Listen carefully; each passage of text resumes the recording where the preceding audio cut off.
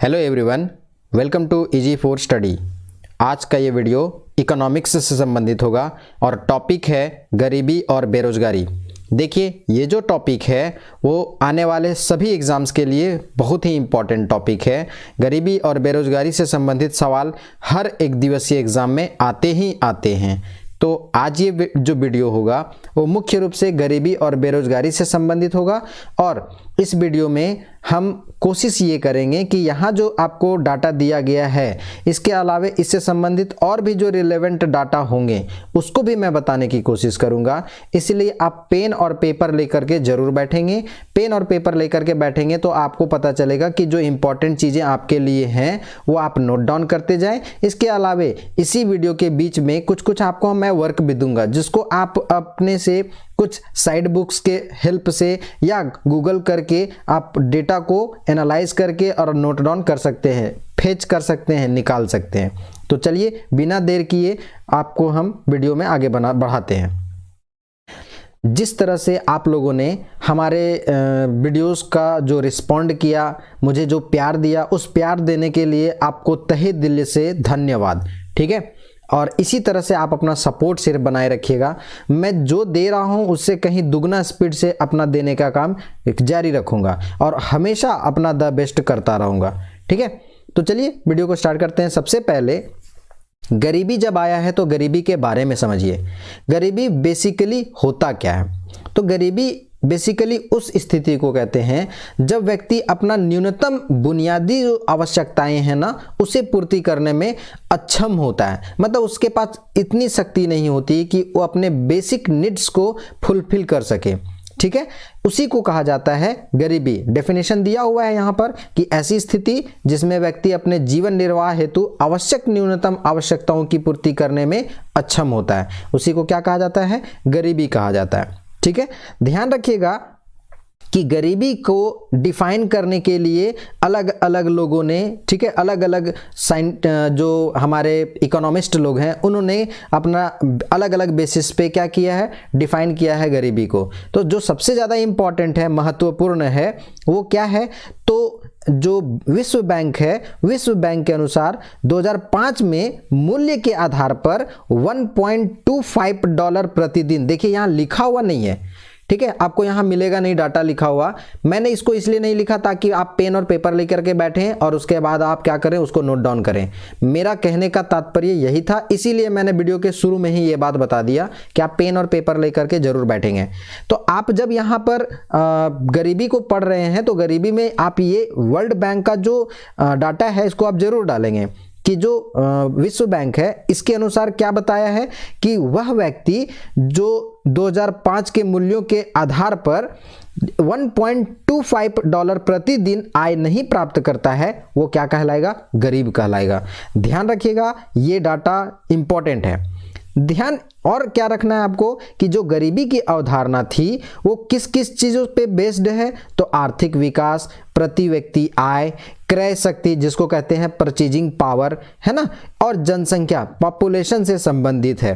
कहीं ना कहीं ये चीज़ें जुड़ी हुई हैं किससे? गरीबी से। तो देखिए, जब आप अपना डेटा आप नोट डाउन कर रहे होंगे तो जो मैं अभी एक्स्ट्रा बताया, आर्थिक विकास, प्रति व्यक्ति आय, क्रय शक्ति, जनसंख्या, ये सारी की सारी अवधारणा किसकी है? गरीबी की है। तो इसको आप नोट डाउन कर सकते हैं। यहाँ मैंने लिखा नहीं है, मैं बहुत ऐसी चीज़ों को मैं यहाँ पर नहीं लिख पाया हूँ क्योंकि वो थोड़ा सा कॉम्प्लिकेटेड था। तो आप ध्यान से अगर सुनेंगे और आप नोट डाउन करते जाएंगे तो आप क्या कर पा सकते हैं कि अपना जो डाटा है, कॉपी को जो अपडेट करेंगे वो बहुत ही इम्प्रूव्ड वे में रहेगा। ठीक है, अब आगे आते हैं। गरीबी के बाद गरीबी के कुछ प्रकार हैं। ठीक है, अब गरीबी के जो प्रकार हैं, कौन कौन से प्रकार हैं वो देखिए। तो बेसिकली गरीबी के दो प्रकार हैं। पहला जो प्रकार है वो है सापेक्ष गरीबी। गरीबी के पहला प्रकार को मैं सापेक्ष गरीबी लिया और दूसरा जो प्रकार है वो निरपेक्ष गरीबी है। तो आप इसको एकदम सुंदर तरीके से आप इसको रिप्रेजेंट कर सकते हैं। मैंने तो स्ट्रेट फॉरवर्ड लिख दिया है, लेकिन आप जब मेंस राइटिंग करेंगे तो वहां पर आप इसको क्या कर सकते हैं? सापेक्ष गरीबी को कुछ यूनिक तरीके से रिप्रेजेंट कर सकते हैं। आंसर राइटिंग में आपका रिप्रेजेंटेशन होना बहुत जरूरी है, ध्यान रखिएगा।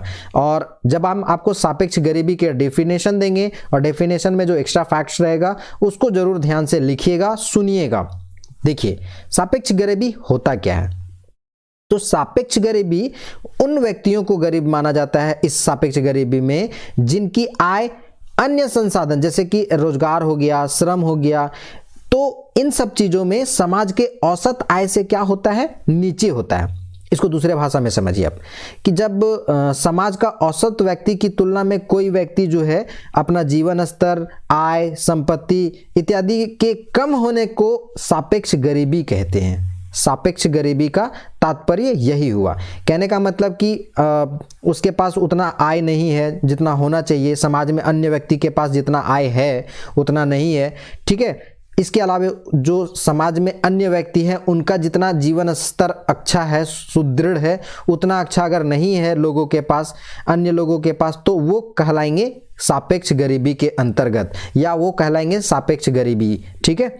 ध्यान और ये रखिएगा कि जो सापेक्ष गरीबी है इसको लॉरेंज वक्र और गिनी गुणांक के जरिए प्रदर्शित किया जाता है।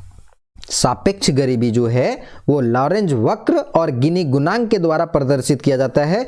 ये भी याद रखिएगा, क्योंकि देखिए मैंने फिर से यहाँ बता रहा हूँ कि सापेक्ष गरीबी सिर्फ मैं रिप्रेजेंट कर दिया, लेकिन मैंने यहाँ एक्स्ट्रा जो फैक्ट्स बताया वो मैं यहाँ नहीं लिखा हूँ। तो आप अपने तरीके से जब मैं बोल रहा हूँ तो आप उसका कीवर्ड्स जो है वो नोट डाउन करिएगा। इससे क्या होगा कि आपका ध्यान वीडियो में बना रहेगा और आप केंद्रित होकर के कंसंट्रेशन के साथ आप पढ़ सकते हैं। तो ये जो सापेक्ष गरीबी थी इसमें इतना ही सफिशिएंट है, इतना बात आप जरूर ध्यान में रखिएगा। अब आते हैं निरपेक्ष गरीबी। निरपेक्ष गरीबी होता क्या है, पहले समझिए निरपेक्ष गरीबी बेसिकली इसका मीनिंग। तो समझिए कि बुनियादी आवश्यकता, एक ध्यान रखिएगा टर्म, बुनियादी आवश्यकता का मतलब होता है भोजन, पानी, आवास, स्वास्थ्य, शिक्षा, इसको कहते हैं बुनियादी आवश्यकता यानी बेसिक नीड्स। बेसिक नीड्स में आते हैं भोजन, पानी, आवास, स्वास्थ्य, शिक्षा, ये सारी चीजें आती है बुनियादी आवश्यकताओं में। तो इसको क्या कहा जाता है, निरपेक्ष गरीबी किसको कहा जाता है? तो निरपेक्ष गरीबी में मनुष्य के पास जो बुनियादी आवश्यकता होती है ना, उसी का अभाव होता है। यानी कि ऐसा कोई भी व्यक्ति जिसके पास ना तो सही से भोजन प्राप्त कर पाता हो, ना ही उसका शुद्ध पानी, स्वच्छ जल मिल पाता हो, उसका अच्छा घर ना हो, उसका स्वास्थ्य स्थिति बहुत ही खराब हो, उसका शिक्षा, उसके बच्चों का या उसका शिक्षा का जो स्तर है वो निम्न स्तर का हो, तो उसको कहते हैं निरपेक्ष गरीबी। इतना ध्यान रखिएगा। ध्यान रहे और एक बात कि निरपेक्ष गरीबी का जो आकलन होता है वो गरीबी रेखा के आधार पर किया जाता है। निरपेक्ष गरीबी का जो आकलन है वो गरीबी रेखा के आधार पर किया जाता है। इतना बात आप गरीबी जो निरपेक्ष गरीबी है उससे ध्यान में रखिएगा। इसके अलावे गरीबी रेखा किसी व्यक्ति या परिवार के औसत प्रति माह जो उपभोग व्यय है ना, उसको भी प्रदर्शित करता है। कैसे? अब मान के चलिए उसके पास बेसिक नीड्स को फुलफिल नहीं कर पा रहा है, तो कहीं ना कहीं उसका औसत प्रति माह उपभोग जो व्यय होगा वो कम होगा। यानी उसके पास उतना सफिशिएंसी नहीं होगी कि वो अच्छा भोजन प्राप्त कर सके, शुद्ध जल प्राप्त कर सके, अच्छी शिक्षा मिल सके। तो इसका जो आकलन किया जाता है ना, प्रदर्शित किया जाता है ना, औसत प्रति माह उपभोग व्यय। तो देखिए जब आपको क्वेश्चन सेंटेंस बेस्ड हो तो वहां पर इस टर्म को ध्यान रखना नेसेसरी हो जाता है कि निरपेक्ष गरीबी के संबंध जब आए ना, तो परिवार का या व्यक्ति का औसत प्रति माह उपभोग व्यय है वो प्रदर्शित करता है, या कम रहेगा तो वो निरपेक्ष गरीबी के अंतर्गत आ जाता है। अब इसको शॉर्ट फॉर्म में कैसे याद रखेंगे? सापेक्ष गरीबी जो होता है, एक और चीज, सापेक्ष गरीबी जो होता है वो कहाँ होता है? विकसित देशों में। यानी कि वहां पर लोग गरीब हैं लेकिन समाज के अन्य लोगों की तुलना में उनके पास उतना सफिशिएंट जो होने चाहिए वस्तुएं वो नहीं प्राप्त है।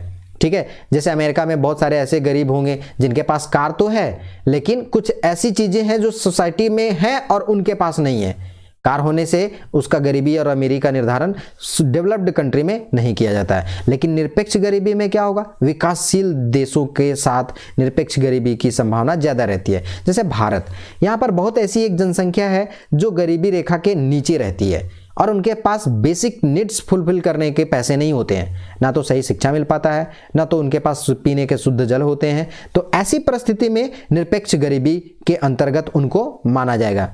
तो एक और टर्म में आप ध्यान में रख लिए कि सापेक्ष गरीबी का संबंध था विकसित देशों से और निरपेक्ष गरीबी का संबंध था विकासशील देशों से।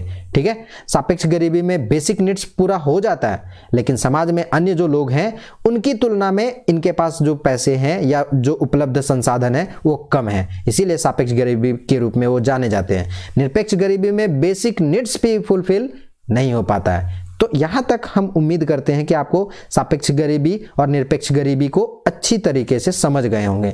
और मैं यहां पर सिर्फ 2 पॉइंट लिखा हूं, इसके अलावे जो एक्स्ट्रा डाटा था मैं खुद आपको बता चुका हूं और आप नोट डाउन होप सो कि आप कर रहे होंगे। अगर अभी भी आप पेन पेपर नहीं लेके बैठे होंगे तो आप पेन पेपर लेके बैठेंगे प्लीज।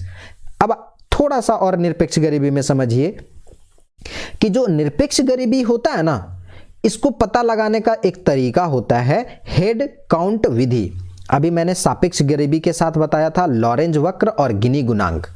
जो लॉरेंज वक्र और गिनी गुणांक है उसके जरिए प्रदर्शित किया जाता है सापेक्ष गरीबी को, लेकिन जब निरपेक्ष गरीबी के साथ आएंगे तो यहां पर किया जाता है हेड काउंट विधि से। हेड काउंट विधि से गरीबी रेखा से नीचे जीवन जीने वाले व्यक्तियों को या उन लोगों का पता लगाया जाता है। किस विधि से? हेड काउंट विधि से। कौन सी गरीबी? निरपेक्ष गरीबी। ध्यान रहे दोनों जो गरीबी के प्रकार थे उनको मैंने अच्छे ढंग से होप सो कि मैं क्लियर करवा पाया। आगे बढ़ते हैं।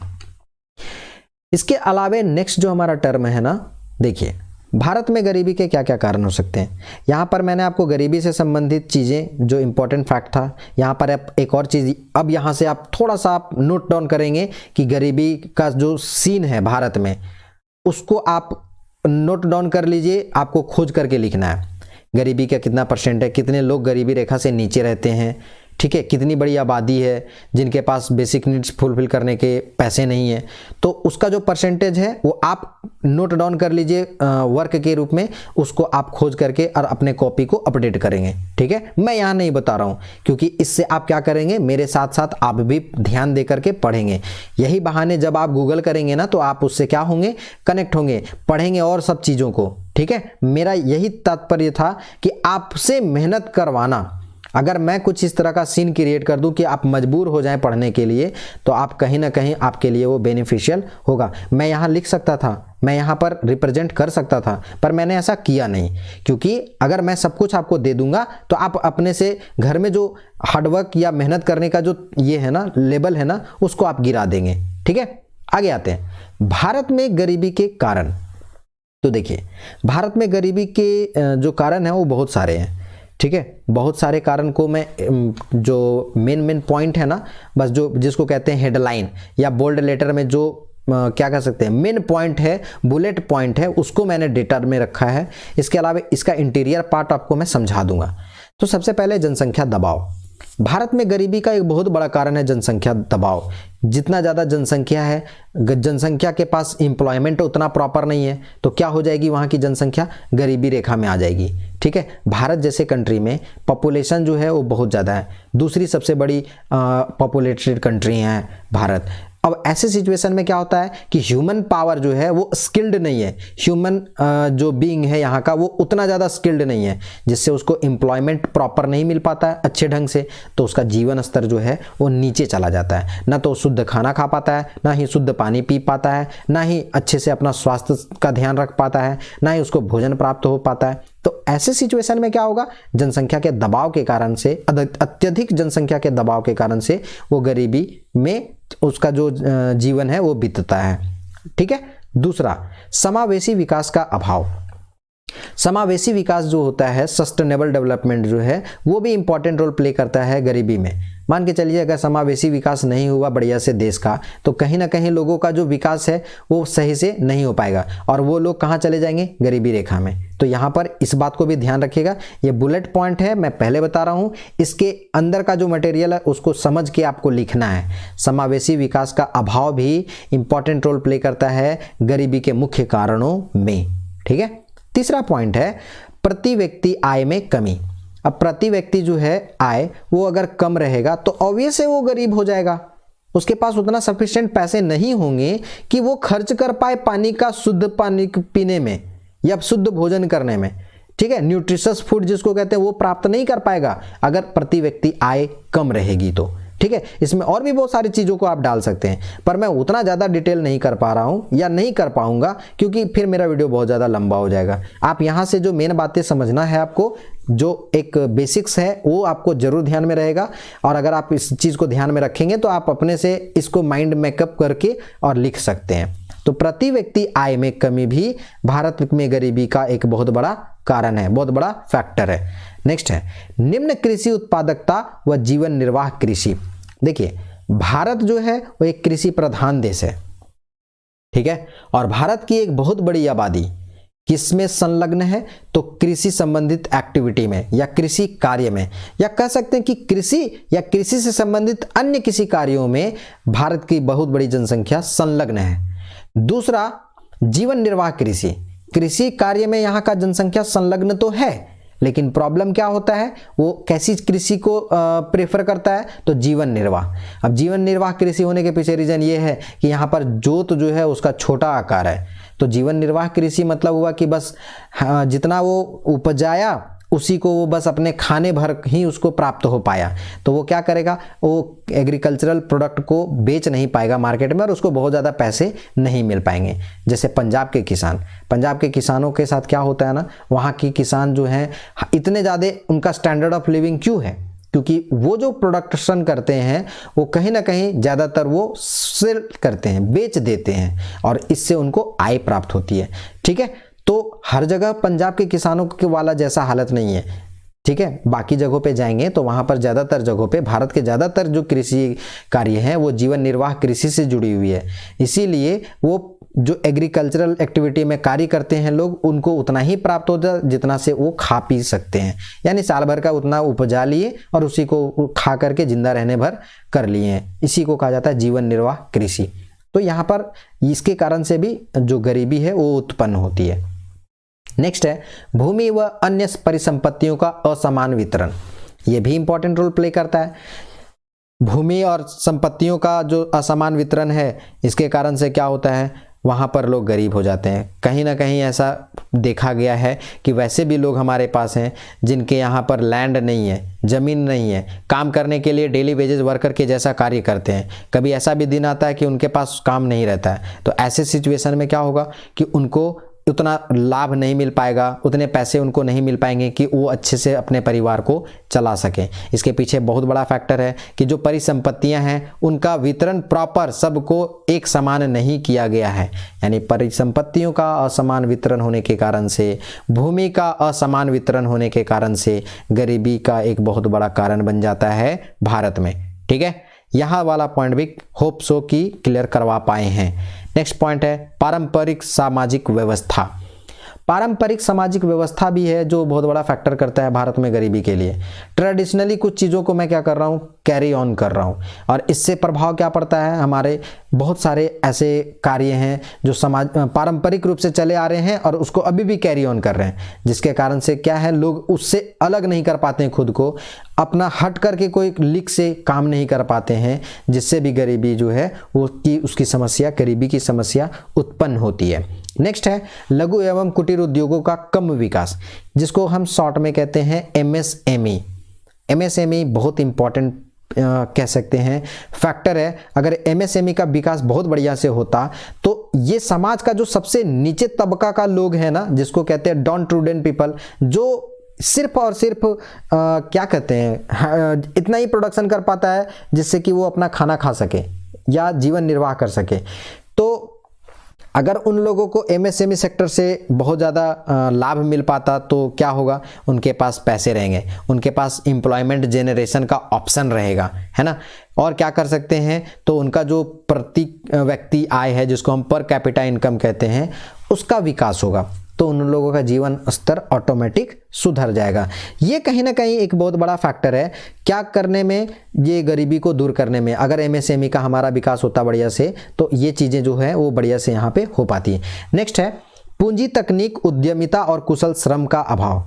हमारे यहाँ पर जो लेबर हैं वो स्किल्ड लेबर नहीं है ना, जैसे डेली वेजेस वर्कर हमारे पास तो हैं लेकिन ऐसे कामों में संलग्न है या ऐसे उनके पास स्किल नहीं है कि वो हाई प्रोफाइल कार्य को कर सके।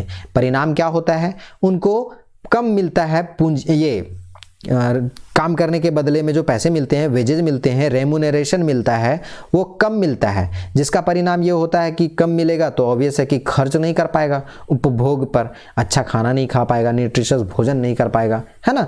तो ये बहुत बड़ा इंपॉर्टेंट रोल प्ले करता है गरीबी में कि कुशल श्रम है ही नहीं, तो उसको कुशल श्रम नहीं होने के कारण से जॉब भी नहीं मिल पाएगा बढ़िया वाला, ठीक है। तो ये प्रॉब्लम करता है गरीबी को, या गरीबी को ये उत्थान करने में मदद कर देता है। पूंजी, तकनीक, उद्यमिता, ये सारे के सारे जो पॉइंट है ना उसी का है। कैपिटल नहीं है, कैपिटल रहेगा तो वो कहीं ना कहीं अपना एक कुछ छोटा मोटा बिजनेस कर सकता था। टेक्नोलॉजी का भी प्रॉब्लम है, टेक्नोलॉजी का अभाव है। हम लोग आज भी बहुत सारा ट्रेडिशनल तरीके से कार्य करते हैं, परिणाम ये होता है कि जितना हमको मिलना चाहिए था वो नहीं मिल पाता है ना। उद्यमिता का भी अभाव है, जिसके कारण से यहाँ पर एक गरीबी जो है वो बहुत बड़ी रिस्पॉन्सिबल हो जाती है, ठीक है। इसके अलावा और क्या कह सकते हैं, तो भ्रष्टाचार भी एक बहुत बड़ा प्रॉब्लम है। भ्रष्टाचार के कारण से भी क्या होता है, गरीबी होती है। इसके अलावे और क्या ऑप्शन हो सकता है, तो यहाँ पर जो जमीन है ना वो कैसी है, तो निम्न उत्पादकता वाली जमीन है। मतलब अगर हम किसान का कार्य कर रहे हैं तो हमारे पास खेती से बहुत ज़्यादा प्रोडक्शन प्राप्त नहीं हो पाता है। परिणाम ये होता है कि जितना हम मेहनत करते हैं उतना हमको पैसा नहीं मिल पाता है। आप एनालाइज करेंगे, अगर आप उस फैमिली को बहुत करीब से देखे हैं, एक जो फार्मर फैमिली है उससे आप जुड़े हुए हैं या जुड़े नहीं हैं, तो अगर आप करीब से देखेंगे तो आप इस चीज़ों को जो मैं बता रहा हूँ उसको आप एनालाइज कर सकते हैं, ठीक है। मैंने इन सब चीज़ों को बहुत करीब से देखा है, जिसके कारण से मैं आपको इस तरह से समझा पा रहा हूं। देखिए, गरीबी तो हो गया, इसके जो कारण थे वो मैंने बताया। तो गरीबी कम करने का भी कुछ उपाय करना पड़ेगा ना। गरीबी हो गया तो अब क्या करेंगे, उपाय। गरीबी को कम करने का कुछ उपाय क्या कर सकते हैं, तो स्वास्थ्य सुविधाओं तक लोगों की पहुंच को हम सुनिश्चित करेंगे।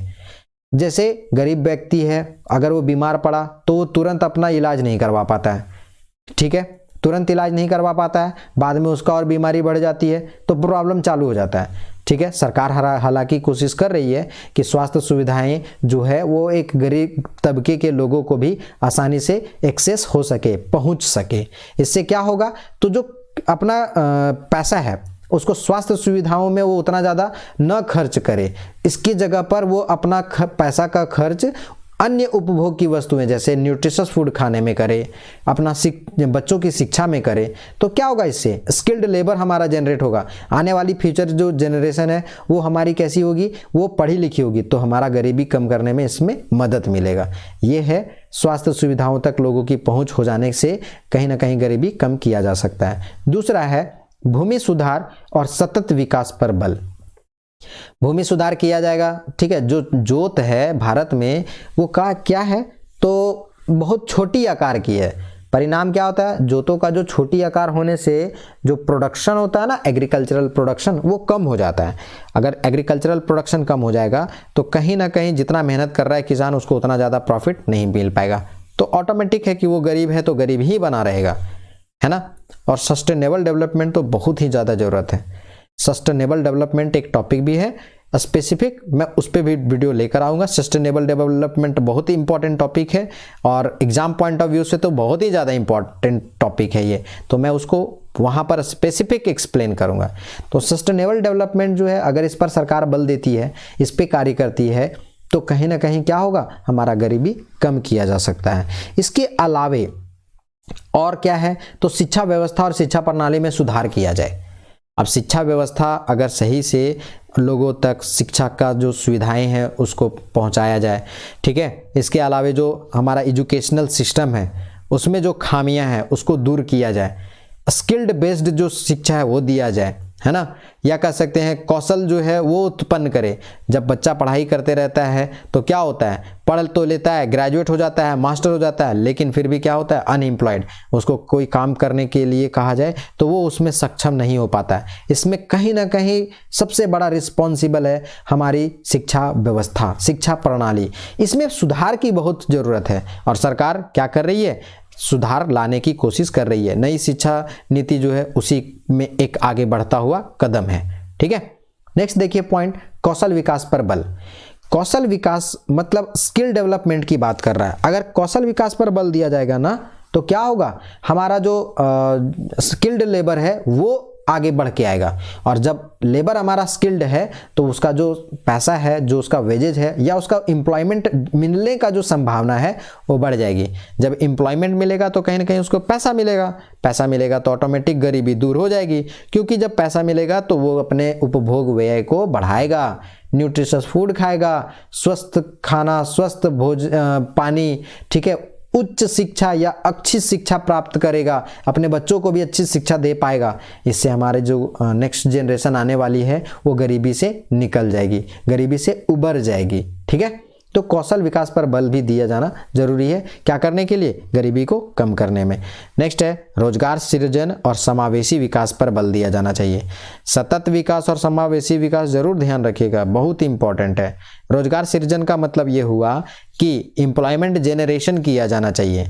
ठीक है, एम्प्लॉयमेंट जेनरेशन किया जाएगा तो कहीं ना कहीं लोगों को रोजगार मिलेगा, मतलब रोजगार सृजन की जाएगी तो लोगों को रोजगार प्राप्त होंगे, लोगों को रोजगार प्राप्त होंगे तो उन लोगों को जो इनकम है वो ज़्यादा प्राप्त होगा। अगर लोगों को इनकम ज़्यादा प्राप्त होगा तो क्या होगा, वो अपने खाने पीने पर या उनका जो अन्य रिक्वायरमेंट है उस पर वो आसानी से अपना खर्च कर सकते हैं, जिससे उनका जीवन स्तर में सुधार आएगा। और स्टैंडर्ड ऑफ लिविंग जो है जैसे ही बढ़ेगा तो लोग गरीबी रेखा से ऑटोमेटिक क्या हो जाएंगे, निकल जाएंगे। इसके लिए भी सरकार अलग अलग योजनाओं के द्वारा कार्य कर रही है। तो कहीं ना कहीं इस तरीका अपना करके क्या किया जा सकता है, गरीबी को कम किया जा सकता है। इसके अलावा गरीबी उन्मूलन कार्यक्रमों का सटीक क्रियान्वयन किया जाना चाहिए। सरकार प्रयास तो बहुत ज़्यादा कर रही है, अलग अलग योजनाएं लेकर आ रही है जिससे कि गरीबी को उन्मूलन किया जा सके। हालांकि वो जो योजनाएं हैं वो अच्छी तरीके से इम्प्लीमेंट नहीं हो पा रही हैं। जो टारगेटेड हमारा लोग है वहां तक उसको नहीं मिल पा रहा है। परिणाम ये होता है कि उन लोग आज भी जो गरीब था कल तक वो आज भी गरीब है, क्योंकि जो गरीबी उन्मूलन के कार्यक्रम थे वो सही से क्रियान्वित नहीं किए गए।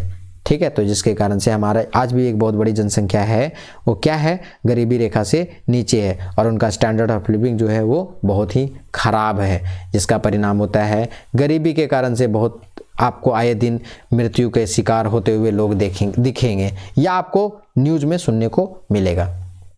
देखिए हमारा नेक्स्ट जो पॉइंट है ना वो है निर्धनता रेखा निर्धारण के लिए विभिन्न समितियां।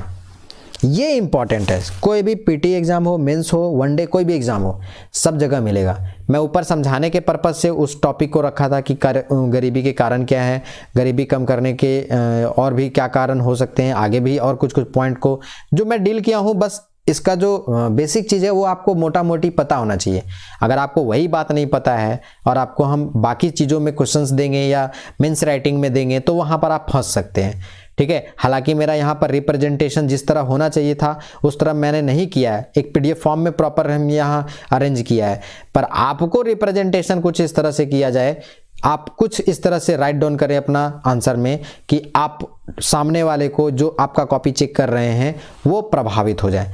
ठीक है, देखिए यहाँ मेंस राइटिंग से हमको एक बात याद आ गया, कोशिश कर रहे हैं हम लोग कि आप लोगों के लिए कि ऑनलाइन ही सबसे पहले प्रोवाइड करें हम मेंस राइटिंग का, और मेंस राइटिंग के साथ साथ कुछ चीज़ों जो इम्पोर्टेंट है उसको मैं ऑनलाइन तरीके से ही आप लोगों को कनेक्ट करके और पढ़ाऊँ और मेंस राइटिंग का प्रैक्टिस करवाऊँ। मैं खुद मॉडल आंसर लिख करके दूंगा, आप लोग से पहले लिखवाऊँगा, ठीक है, और उसके बाद मॉडल आंसर भी इशू करूंगा, जारी करूंगा।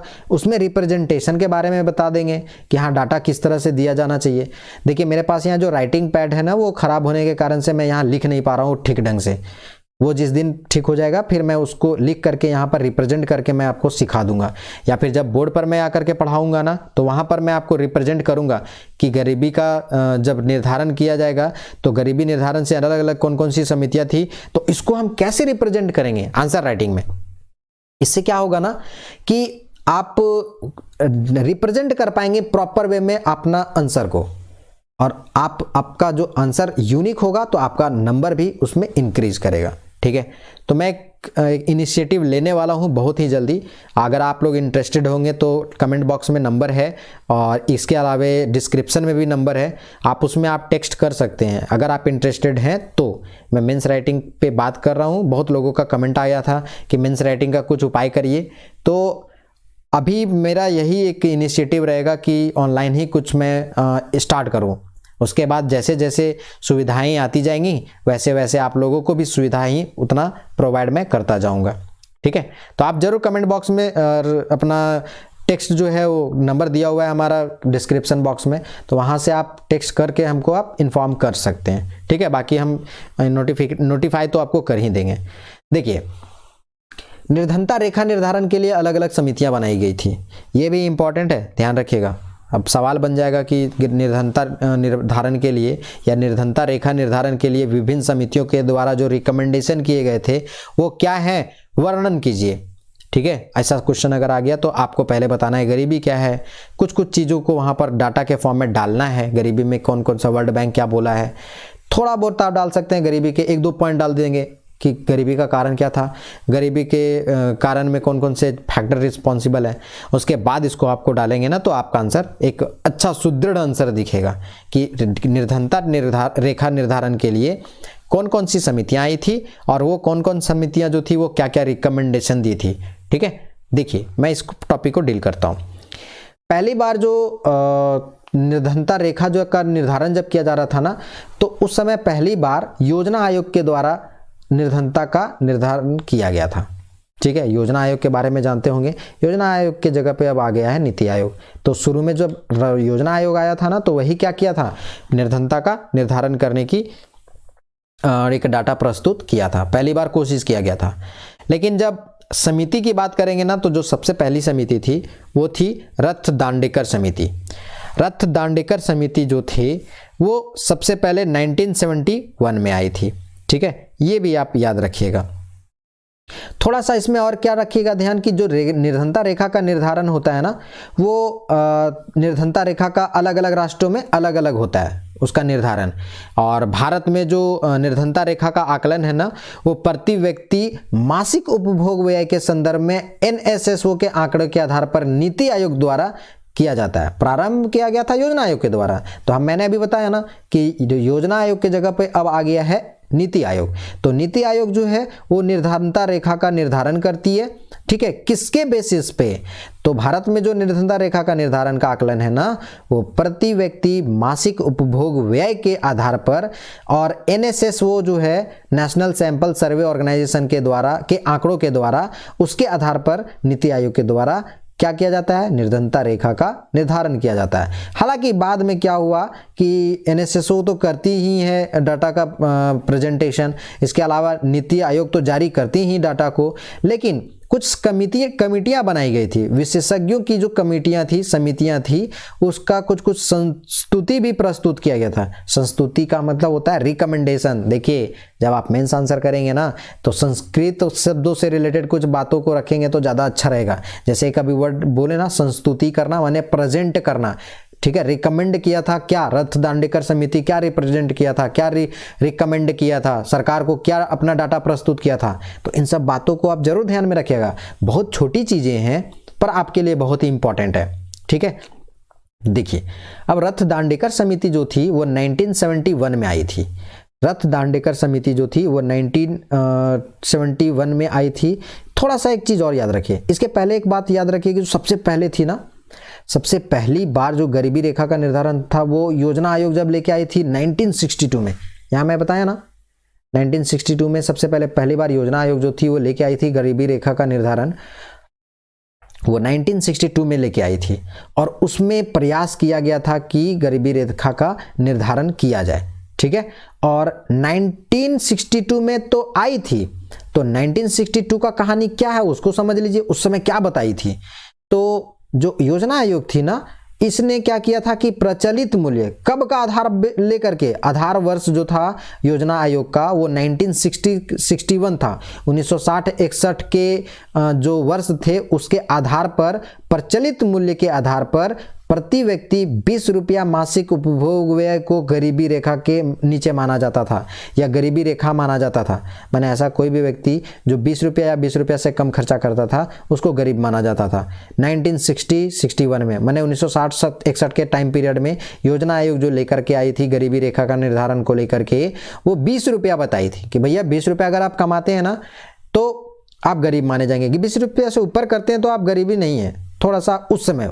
ठीक है, अभी तो आप 20 रुपये में थोड़ा सा वो थोड़ा मजाक हो जाएगा, नहीं 20 रुपये आज के डेट में कुछ नहीं है, लेकिन उस समय वैल्यू था। 1960 की मैं बात कर रहा हूँ, 2023 की नहीं, ठीक है।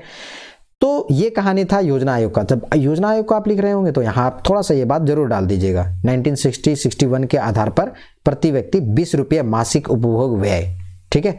इसी को क्या किया गया था, गरीबी रेखा माना गया था। इसके ऊपर में नहीं और इसके नीचे या 20 रुपया तक भी वो सीन था गरीबी का, ठीक है। अब आते हैं रथ दांडेकर समिति का जो रिकमेंडेशंस था, संस्तुति जो था उसको ध्यान में रखिएगा। ये वर्ड मैं फिर बोला हूं, आप इसको हल्के में ना लें, ठीक है। चलो पहले ध्यान में रखना कि रथ दांडेकर समिति क्या रिकमेंड की। तो रथ दांडेकर समिति जो थी ना, ये नाम है इनका, ध्यान रखिएगा, रथ दांडेकर, याद रखिएगा। 1971 में पहली बार वैज्ञानिक तरीके से गरीबी रेखा का निर्धारण का जो कंसेप्ट था ना, वो रथ दांडेकर महोदय के द्वारा ही किया गया था, ये भी याद रखिएगा। और इन्होंने क्या बताया, तो भोजन में कैलोरी खपत को आधार माना था। कहने का मतलब कि आमदनी नहीं माना गया था। मैंने क्या बोला कि 1960-61 में जो योजना आयोग थी, योजना आयोग के द्वारा 1960-61 के आधार पर 1962 में जो गरीबी रेखा का निर्धारण करने गई थी ना, तो क्या बोली थी, मासिक उपभोग व्यय बोली थी। मासिक उपभोग व्यय जो था वो आधार था, तो उसमें 20 रुपया बोली थी। लेकिन जो वैज्ञानिक तरीके से पहली बार किया गया था ना, रथ दांडेकर समिति के द्वारा गरीबी का आकलन 1971 में, तो इसने मासिक उपभोग व्यय के को आधार न मान करके आधार मान लिए कौन सा, भोजन में कैलोरी खपत को। यानी कि आधार जो माने थे रथ दांडेकर समिति के द्वारा, जो आधार माना गया था वो था भोजन में कैलोरी खपत, ठीक है। यही कारण है कि देखिए इनका रिकमेंडेशन में आपको आएगा कि वैसे व्यक्ति को गरीब माना जाएगा, चाहे वो शहरी हो या ग्रामीण हो, जो प्रतिदिन औसतन 2250 कैलोरी भोजन पाने में क्या है, असमर्थ थे, ठीक है। तो उनको क्या माना जाता था, गरीब माना जाता था, चाहे वो शहरी थे या ग्रामीण थे। तो जब रथ दांडेकर समिति रिकमेंडेशन दी थी तो उस समय अलग अलग नहीं की थी बंटवारा, बोले कि भाई शहर हो या ग्रामीण क्षेत्र हो, प्रतिदिन औसतन 2250 कैलोरी भोजन पाने में असमर्थ अगर है तो उसको क्या मान लिया जाएगा, गरीब मान लिया जाएगा। ये ध्यान रखिएगा। इसके अलावा इसमें और ध्यान रखिएगा कि बेस ईयर कौन सा माना गया था इसमें, तो बेस ईयर माना गया था 1960-61। होप सो कि रथ दांडेकर समिति में समझा पाया आप लोगों को। दूसरा जो समिति है ना, वो है वाई के अलख समिति, ठीक है। वाई के अलख समिति का जो गठन था वो योजना आयोग के द्वारा 1979 ईस्वी में किया गया था। 1979 में योजना आयोग के द्वारा वाई के अलख समिति का गठन किया गया था, ठीक है। अब क्या हुआ, इसके पहले वाला में तो बता दिए थे ना कि आपको भोजन में कैलोरी की खपत के आधार पर, और योजना आयोग जो बनाई थी ना वो किस आधार पर, तो मासिक उपभोग व्यय के आधार पर।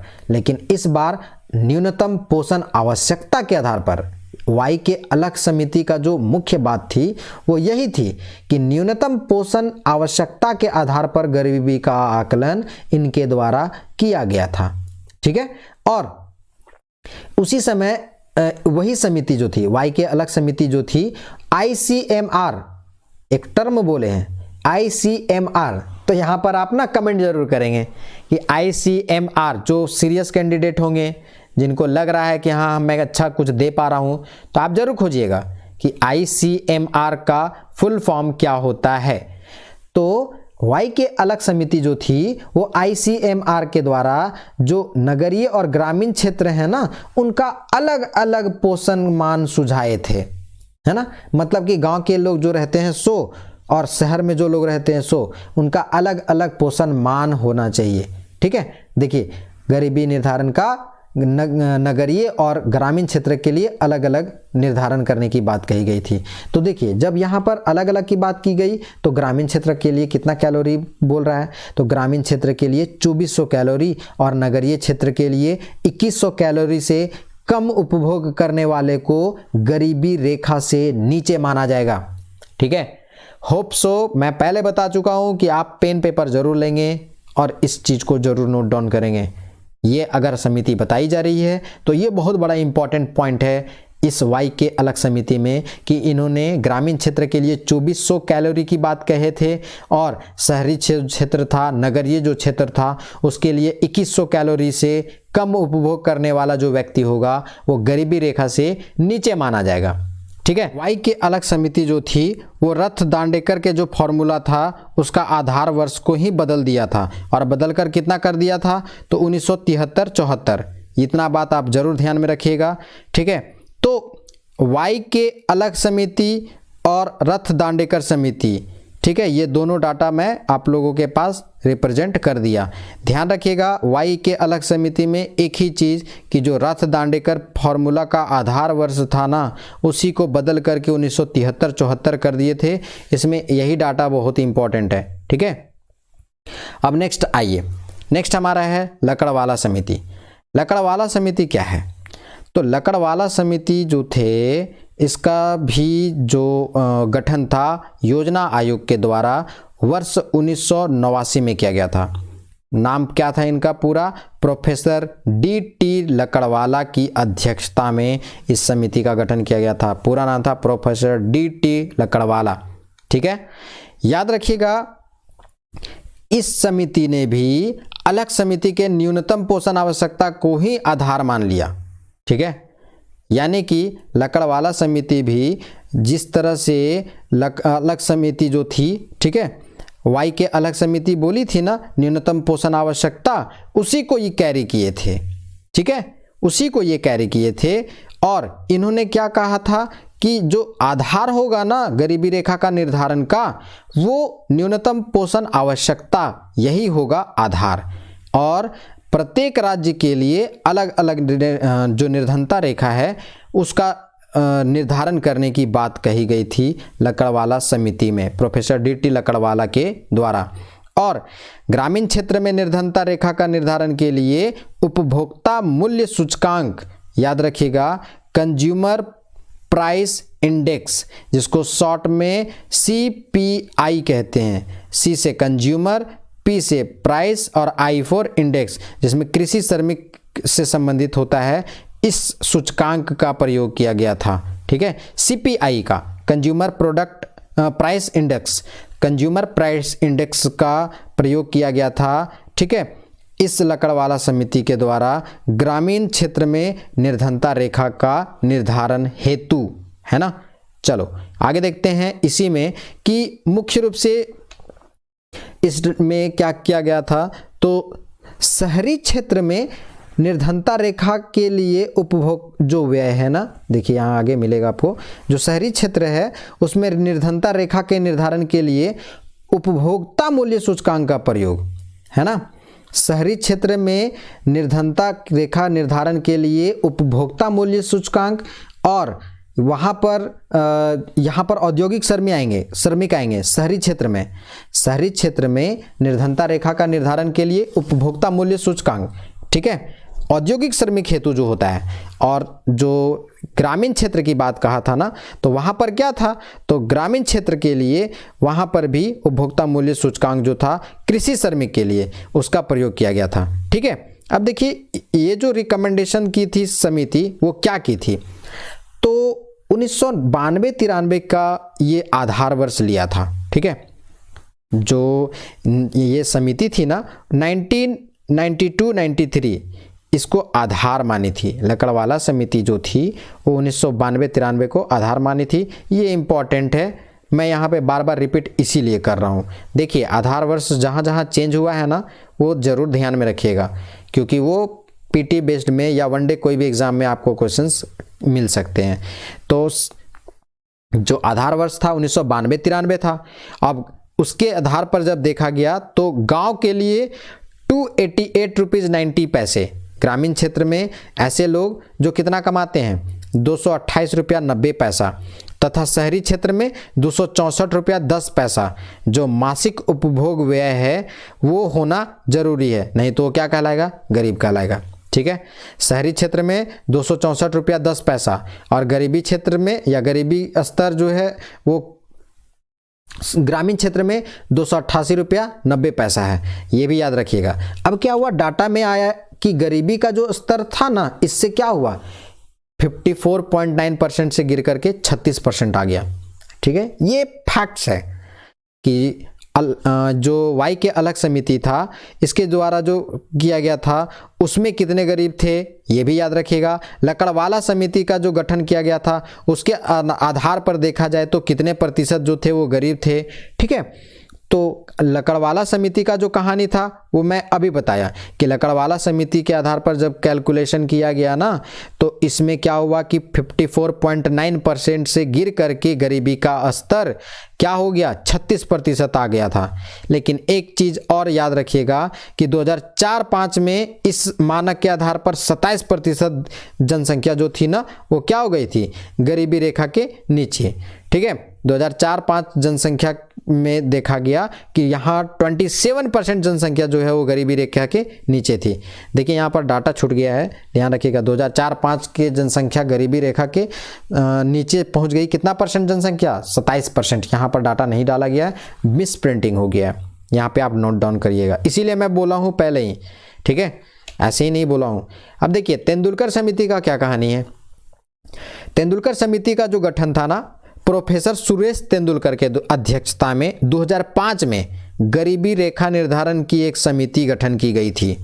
2005 में प्रोफेसर सुरेश तेंदुलकर की अध्यक्षता में गरीबी रेखा निर्धारण की एक समिति गठन किया गया था और न्यूनतम पोषण आवश्यकता को आधार मान करके, ठीक है, उसको क्या किए, वो अस्वीकार कर दिए। न्यूनतम पोषण आवश्यकता पहले मान के हर कोई आ रहा था ना कि कितना न्यूट्रिशियस फूड कर रहा है, खा रहा है, उसको ना आधार मान करके इन्होंने क्या बताया आधार, तो इन्होंने बताया आवश्यक वस्तुओं पर व्यय।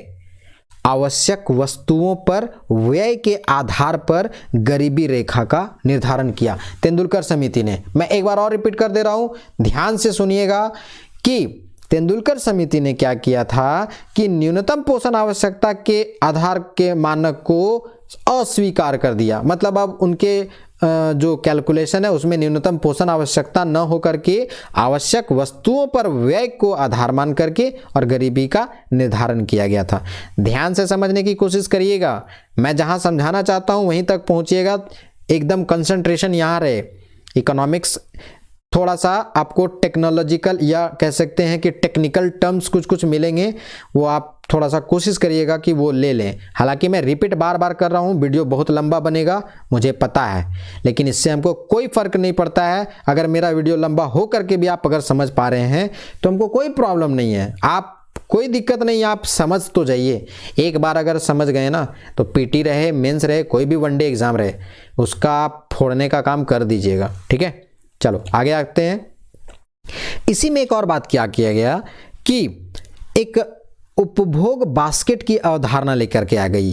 तो यहाँ पर देखिए ऑब्जेक्टिव क्वेश्चंस बनेंगे कैसे कि उपभोग बास्केट की अवधारणा का संबंध है कौन सी समिति से, तो लकड़वाला तेंदुलकर समिति से। याद रखिएगा ये वाला पॉइंट इंपॉर्टेंट है। जैसे देखिए पीटी में तो आपको मिलेगा ही मिलेगा ऑब्जेक्टिव क्वेश्चंस, मल्टीपल चॉइस जिसको क्वेश्चंस कहते हैं, आपको मेंस में भी मल्टीपल चॉइस क्वेश्चंस मिलेंगे, ये बात आप ध्यान रखिएगा। और वहाँ पर ऐसे ऐसे क्वेश्चंस आने के संभावना प्रबल है। मैं यूं ही इन सब चीज़ों को यहाँ ऐड नहीं किया हूँ और मेरा जो तरीका है पढ़ाने का मैं उसी पे काम किया हूँ, जिससे कि आप यहाँ पर ना अपने आप को यहाँ रखें, जब मैं पढ़ा रहा हूँ वहीं रहें, न कि आपका जो दिमाग है वो इमेजिनेशंस की दुनिया में नाचता हुआ रहे। इसीलिए मैं इंपॉर्टेंट पॉइंट को यहाँ नोट किया हूँ और बाकी चीज़ें मैं एक्सप्लेन करता जा रहा हूँ। तो आप सत्यनारायण भगवान के कथा के जैसा आप सोने मत लगिएगा कि मैं लोरी सुना रहा हूँ या मैं कहानी सुना रहा हूँ और आप उस तरह से फील कर रहे हैं। ठीक है, चलो आगे बताते हैं। मैंने यहाँ क्या बताया, एक उपभोग बास्केट की अवधारणा, इसका संबंध किस समिति से है, तो तेंदुलकर समिति से। तेंदुलकर समिति का गठन कब हुआ था? 2005 में। ठीक है, किसकी अध्यक्षता में? प्रोफेसर सुरेश तेंदुलकर की अध्यक्षता में।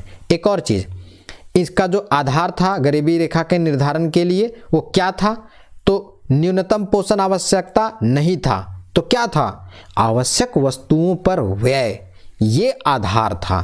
और आवश्यक वस्तुओं पर व्यय के आधार पर गरीबी रेखा का निर्धारण करने की बात कही थी तेंदुलकर समिति ने। ठीक है, इतना बात आप याद रख लीजिएगा। और जो गरीबी रेखा का निर्धारण था ना, गरीबी रेखा का निर्धारण वो क्या किया गया था, तो कुछ खाद्यान्न के अलावे, ठीक है, यहाँ लिखा हुआ है खाद्यान्न के अलावे 6 अन्य आवश्यकता थी। कौन कौन थी? एक था शिक्षा, दूसरा था स्वास्थ्य, इसके अलावे था बुनियादी संरचना जिसको कहते हैं इंफ्रास्ट्रक्चर, ठीक है, बेसिक इंफ्रास्ट्रक्चर, फिर है स्वच्छ वातावरण, महिलाओं को काम और लाभ तक पहुंच। ये जो 6 अन्य जो फैक्टर है ना, या 6 अन्य जो नीड्स है ना पीपल का, खाद्यान्न के अलावे माने खाने वाली चीज़ों के अलावे, उसके आधार पर गरीबी का निर्धारण जो थे वो कौन करने बोले थे? तो तेंदुलकर समिति का रिकमेंडेशन था। आप जो समझाना मैं चाह रहा हूं, होप सो कि आप समझ रहे होंगे। तो ये तो आधार बता दिए कि खाद्यान्न के अलावे 6 अन्य आवश्यकता, शिक्षा, स्वास्थ्य, बुनियादी संरचना, स्वच्छ वातावरण, महिलाओं को काम और लाभ तक पहुंच के अलावे इन सब चीज़ों पर भी विशेष ध्यान देने की ज़रूरत है। देखिए, समय के साथ परिवर्तन होना बहुत ज़रूरी है, नहीं तो क्या है, ट्रेडिशनल और उन सब चीज़ों को लेकर के चलेंगे ना तो उस समय के अनुसार वो ट्रेडिशनल चीज़ें अप्रोप्रिएट रही होंगी। लेकिन वर्तमान समय में क्या है, चीज़ें बहुत सारी बदल गई हैं, वर्तमान परिस्थितियां बदल रही हैं। तो समाज जैसे जैसे बदलता है ना, तो हम लोगों को अपना आचरण भी धीरे धीरे क्या करना चाहिए, बदलना चाहिए, अपने आप को हमेशा मॉडिफाई करना चाहिए, है ना। यही कारण है कि हर बार क्या हो रहा है, कुछ निर्धारण के आधार को चेंज किया जा रहा है, आधार वर्ष को चेंज किया जा रहा है, इसके अलावे जो आधार के लिए जो चीज़ें हैं उसको भी चेंज किया जा रहा है कि कौन कौन से चीज़ों को आधार मान के गरीबी रेखा का निर्धारण किया जा रहा है। तो इन सब चीज़ों का हर बार मॉडिफिकेशन कर करके और अलग अलग समितियों के द्वारा उसको रिकमेंडेशन किया गया और गरीबी रेखा का निर्धारण किया गया। इसमें और एक बात ध्यान रखिएगा कि जो गरीबी रेखा का निर्धारण था ना, वो देखिए मासिक जो मिश्रित संदर्भ पर आधारित था। कहने का मतलब ये था कि गरीबी रेखा जो थी वो मिश्रित संदर्भ अवधि पर आधारित मासिक प्रति व्यक्ति उपभोग व्यय के रूप में व्यक्त की गई थी। ठीक है, किसके द्वारा? तो ये तेंदुलकर समिति के द्वारा। ठीक है, इसमें और एक बात याद रखिएगा कि ग्रामीण क्षेत्र में न्यूनतम व्यय कितना बोला गया था? तो 24 रुपया प्रति व्यक्ति प्रतिदिन, और शहर में 33 रुपया प्रति व्यक्ति प्रतिदिन को अगर यूज करता है, खपत करता है, व्यय करता है, तो वो गरीबी रेखा माना जाएगा।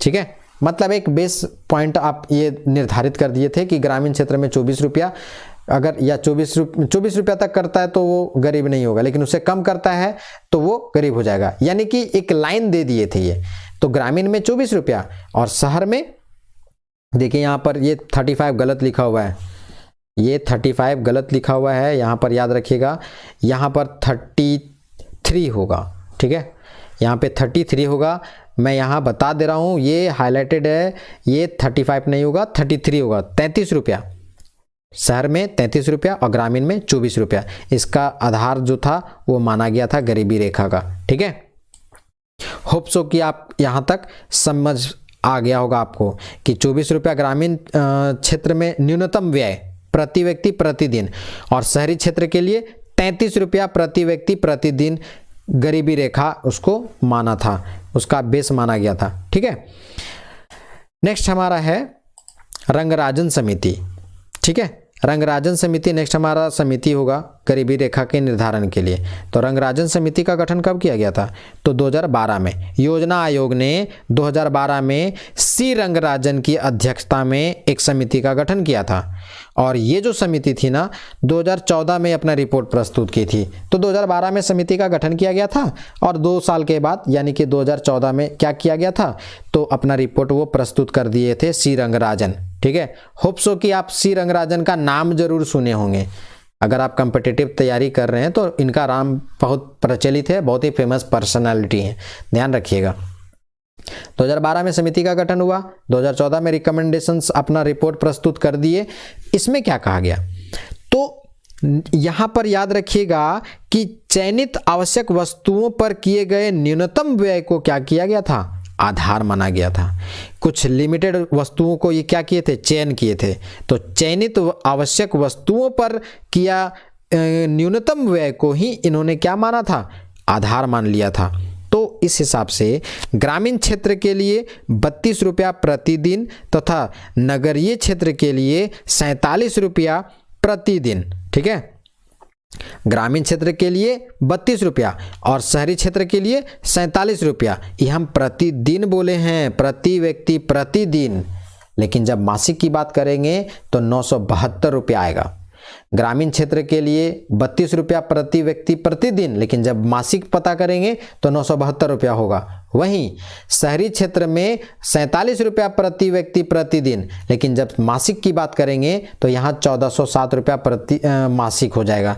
तो याद रखिएगा, मासिक वाला अगर लिखेंगे तो जो बड़ा डाटा है उसको आप लिखेंगे। अगर प्रतिदिन की बात करेगा प्रति व्यक्ति प्रतिदिन का, तो 32 रुपया ग्रामीण में और शहरी में आएगा 47 रुपया।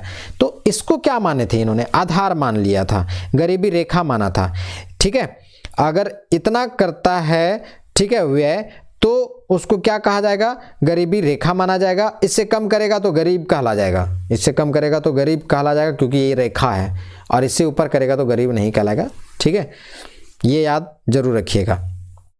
अब इसमें क्या हुआ था ना, एक और इम्पोर्टेंट चेंजेस, कि आधार वर्ष जो था, आधार वर्ष 2011-12 को माना गया था। ठीक है, और 2011-12 में जो 30% जनसंख्या को गरीब माना गया था। ठीक है, देखिए 2012 में तो ये फॉर्मेट किया गया था, मतलब सेटअप किया गया था, और 2011-12 में कितना परसेंट जनसंख्या गरीब थी?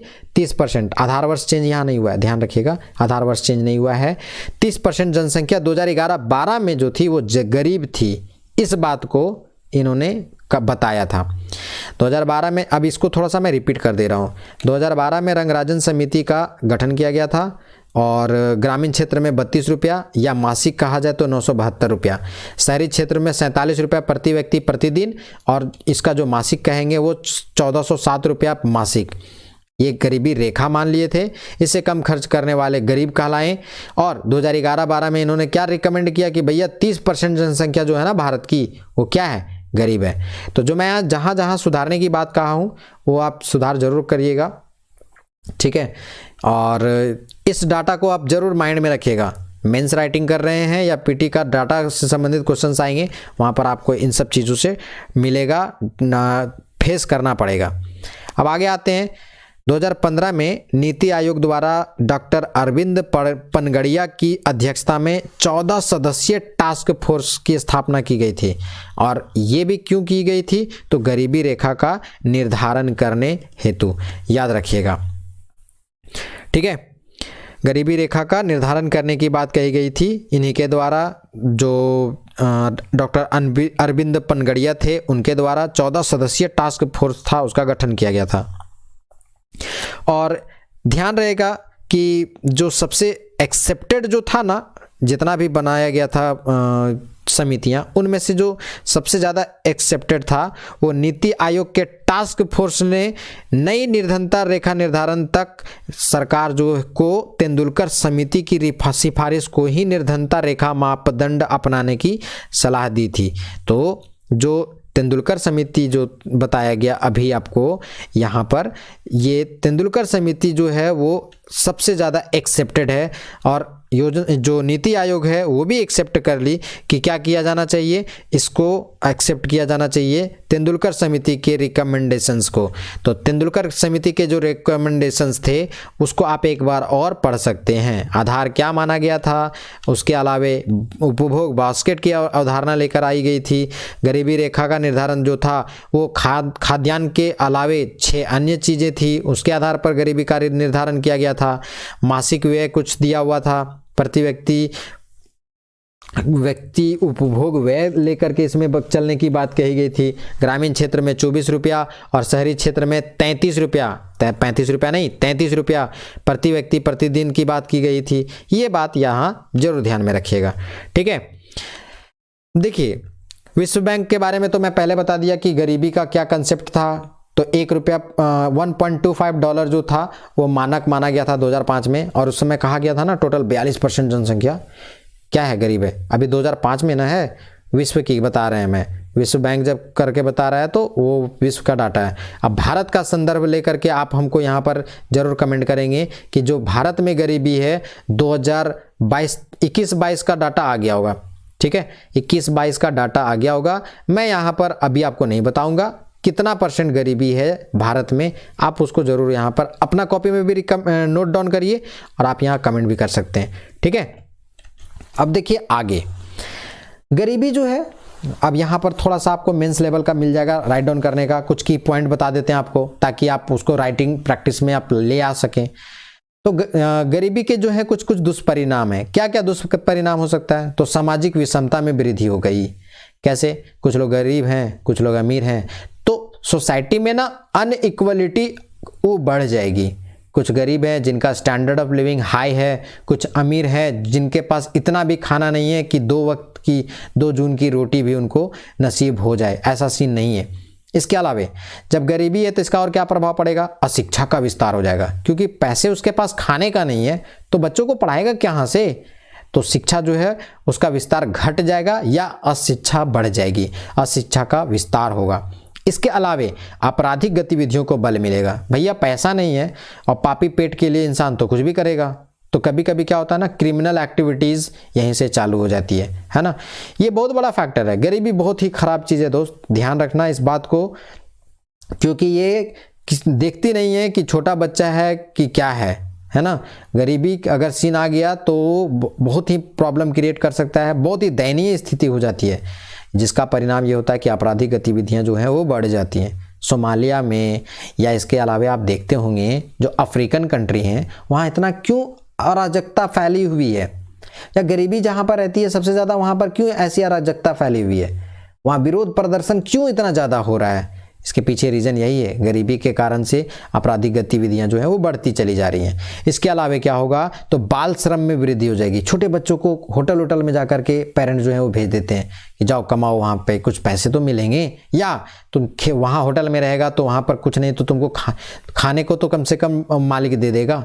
तो बाल श्रम में क्या हो जाएगी, वृद्धि हो जाएगी। इसके अलावे निम्न जीवन स्तर होगा। निम्न जीवन स्तर का मतलब होगा कि लो क्वालिटी का स्टैंडर्ड ऑफ लिविंग।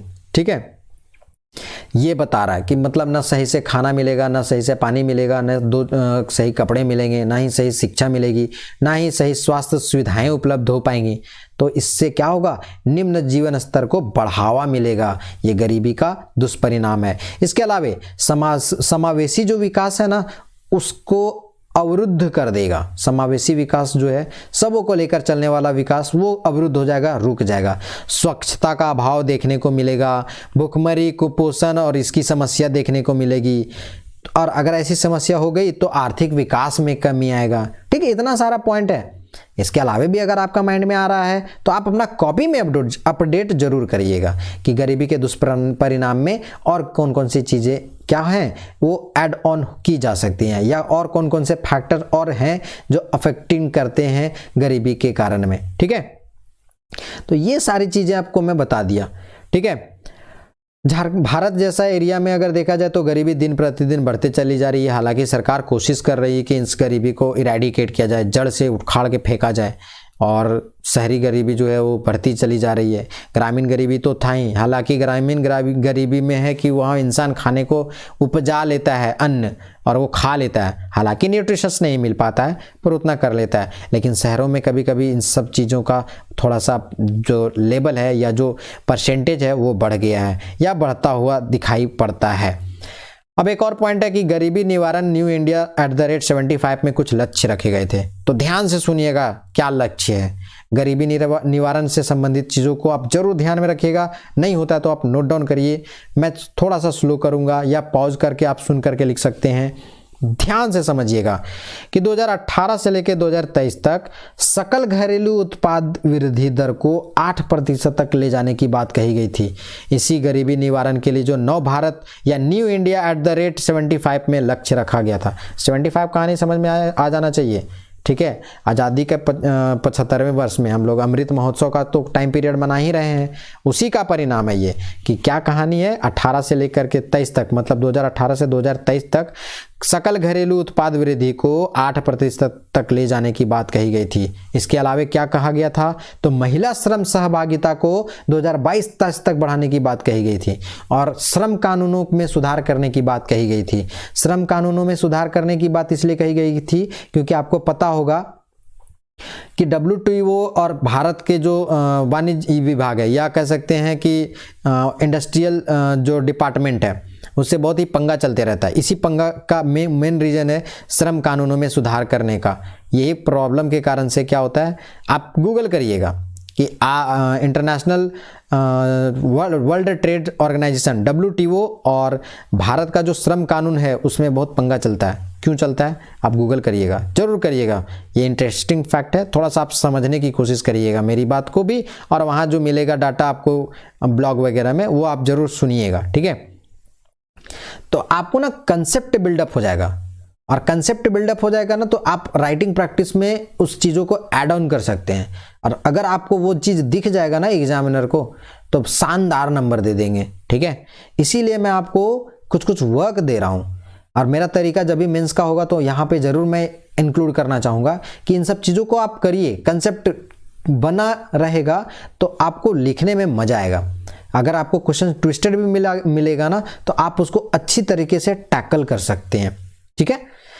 इसी में गरीबी निवारण @75, या कह सकते हैं न्यू इंडिया @75 में और क्या लक्ष्य रखा गया था, तो नवाचार, उद्यमिता, स्टार्टअप, इसका माहौल बढ़ाने की बात कही गई थी। इसके लिए क्या किया गया था, तो अटल नवाचार मिशन, नाम सुने होंगे, उसकी शुरुआत की गई थी। तो अटल नवाचार मिशन की शुरुआत नवाचार माने इनोवेशन के लिए, उद्यमिता को लेकर के, स्टार्टअप को लेकर के माहौल जो ये प्रोत्साहित करने की बात की गई थी अटल नवाचार मिशन में, ठीक है। इतनी बातों को याद रखिएगा। इसके अलावा और क्या था, तो MSME है ना, फूड प्रोसेसिंग, MSME समझ रहे होंगे, सूक्ष्म और लघु उद्योग। इसके अलावा फूड प्रोसेसिंग को बढ़ावा देना, ठीक है। इसके अलावा चौथी औद्योगिक क्रांति पर बल देने की बात कही गई थी इसी न्यू इंडिया @75 में, ठीक है। कृषि का आधुनिकीकरण करने की बात कही गई थी। नीति और प्रशासन में सुधार करके और किसानों का जो आय था 2022 तक कितना गुना करने की बात कही गई थी, तो 2022 तक 2 गुना करने की बात कही गई थी। और ये सारी बातें किस में मेंशन्ड है, न्यू इंडिया @75 में। ये क्यों चलाई गई थी, तो गरीबी निवारण हेतु। वित्तीय समावेशन पर बल देने की बात कही गई थी, ठीक है। इसके अलावा 2022-23 तक सभी को आवास उपलब्ध करने की बात की गई थी। इसके अलावा जो ग्रामीण अवसंरचना है, ग्रामीण इंफ्रास्ट्रक्चर जो है, उसको विस्तार करने की बात कही गई थी, है ना। और क्या कही गई थी, तो जो सार्वजनिक स्वास्थ्य क्षेत्र है ना, वहां पर 2022-23 तक 1.5 मिलियन नौकरी को क्या किया जाएगा, सृजित किया जाएगा। ये बात भी इसी में था न्यू इंडिया @75 में, ठीक है। इतनी सारी बातों को आप जरूर ध्यान में रखिएगा। इसके अलावा देख रहे होंगे कि आयुष्मान भारत को चालू किया गया था। जितने भी प्राथमिक स्वास्थ्य हैं उनको एकदम बढ़ावा देने की बात कही गई थी, सभी लोगों तक उपलब्ध कराने की बात कही गई थी। प्राथमिक स्वास्थ्य केंद्र सेटअप किए गए थे। गांव में आप भी जाएंगे ना तो आपको प्राथमिक स्वास्थ्य केंद्र मिलेगा। हम लोग जहाँ पढ़ते थे उसके जस्ट नीचे प्राथमिक स्वास्थ्य केंद्र था, ठीक है। अभी हमको वो अपना जो बचपन वाला डे है ना वो याद आता है। छोटे थे हम लोग तो वहाँ जो प्रे करते रहते थे तो वहाँ से दिखता था ये बिल्डिंग, प्राथमिक स्वास्थ्य केंद्र। तो प्रे करते समय मेरा ध्यान उधर जाता था, इसीलिए मैं यहाँ पे अभी तुरंत देखा, एक दिमाग में आया, ठीक है। इसके अलावा और क्या करेगा, तो न्यू इंडिया @75 में कौशल विकास को बढ़ावा देने की बात कही गई थी। कौशल विकास हो गया, समावेशी विकास हो गया, सतत विकास हो गया, है ना। इसके अलावा शहरी परिवर्तन के लिए शहरी प्रशासन का आधुनिकीकरण करने की बात की गई थी कि आपको जब आप पास कर रहे हो चौक चौराहा तो वहाँ पर आपको सिग्नल सिस्टम लगा दिया होना चाहिए जिससे कि जाम वाम जो है वो ना लगे, ठीक है। अब देखिए गरीबी के कारण नेक्स्ट हमारा पॉइंट है, ठीक है। गरीबी के कारण नेक्स्ट पॉइंट देखिए, गरीबी का लक्ष्य निवारण के लिए न्यू इंडिया 75 हुआ था ना। इसके अलावा गरीबी के कारण कुछ समझिए। गरीबी के कारण मुख्य रूप से 4 कारण आप लिख सकते हैं। क्या, तो एक कारण लिखिए भौगोलिक कारण। तो भौगोलिक कारण में क्या क्या आ सकता है, बाढ़, सूखा, चक्रवात, ये जितने भी प्राकृतिक आपदाएं होती हैं ना, ये फसल को, मवेशी को क्या करते हैं, प्रभावित करते हैं। तो ये आएगा किस में, भौगोलिक कारण में। इसके अलावा ये जब बाढ़, सूखा, चक्रवात ये सब आएंगे तो क्या होगा, लोगों का जो जीवन स्तर है उस पर विपरीत प्रभाव पड़ेगा, या कह सकते हैं कि लोगों का जो आय स्तर है वो क्या होगा, वो उस पर प्रभाव पड़ेगा, ठीक है। दूसरा पॉइंट आप ध्यान में रखिएगा, भौगोलिक कारण के साथ साथ सामाजिक कारण। सामाजिक कारण में देखा जाए तो शिक्षण और प्रशिक्षण का अभाव की बात कहा गया था। किसमें? गरीबी के कारण में शिक्षण और प्रशिक्षण का अभाव देखा जाता है। हम लोगों के यहाँ पर जब पढ़ाई किया जाता है या बताया जाता है, पढ़ाया जाता है, तो जो ओरिएंटेड होना चाहिए ना, जॉब ओरिएंटेड, उस तरह का एजुकेशन नहीं दिया जाता है। परिणाम ये होता है कि बच्चा ग्रेजुएट हो गया, मास्टर डिग्री ले लिया, उसके बाद भी क्या है? अनएम्प्लॉयड है। तो ये क्या है? एक सामाजिक कारण है। दूसरा है जातिवादी और रूढ़िवादी जो परंपराएं हैं ना, इसके वजह से भी एक प्रॉब्लम हो रहा है कि छुआछूत और थोड़ा बहुत अभी भी देखने को मिलता है। तो ये जातीय व्यवस्था के कारण से भी सामाजिक कारण है, जिससे कि गरीबी बढ़ रही है। इसके अलावा देख रहे होंगे कि मद्यपान की समस्या है, नशीली दवाओं का सेवन करते हैं, और ये सब जो सेवन करेंगे उन लोगों का जो लेवल है गरीबी का और बढ़ता चला जाएगा। अब देखिए, मद्यपान, दारू पी लिया है और शांति से क्या किया हुआ है? पड़ा हुआ है। तो भाई ऐसा सिचुएशन क्या होगा कि दारू पी करके पड़ा हुआ है तो वो काम नहीं कर रहा है, तो काम नहीं कर रहा है तो उसको पैसे नहीं मिलेंगे, पैसे नहीं मिलेंगे तो उसका जो स्टैंडर्ड ऑफ लिविंग है वो घटता चला जाएगा, स्टैंडर्ड ऑफ लिविंग घटता चला जाएगा तो गरीबी की समस्या उत्पन्न होगी। ठीक है, इन बातों को आप जरूर ध्यान में रखिएगा। 2 पॉइंट बता दिया, भौगोलिक कारण और सामाजिक कारण। एक और कारण ध्यान में रखिएगा, आर्थिक कारण। आर्थिक कारण में क्या कहानी है? तो एमएसएमई का अभाव देखा जाता है। अब एमएसएमई का अभाव है तो यहाँ पर जो लोग हैं ना, उनको एम्प्लॉयमेंट नहीं मिल पाता है, क्योंकि एमएसएमई जो है वो बेसिकली सेटअप किए जाएंगे गांव या गांव के आसपास सटे वाले एरिया में। वहाँ पर लोगों को जो एम्प्लॉयमेंट मिलेगा उससे क्या होगा? जनरेशन का जो स्टैंडर्ड ऑफ लिविंग है वो बढ़ेगा। लेकिन क्या है कि वो सीन उत्पन्न नहीं हो रहा है। अब वो सीन नहीं उत्पन्न हो रहा है तो प्रॉब्लम क्या होगा कि वो लोग और गरीब के गरीब होते चले जाएंगे।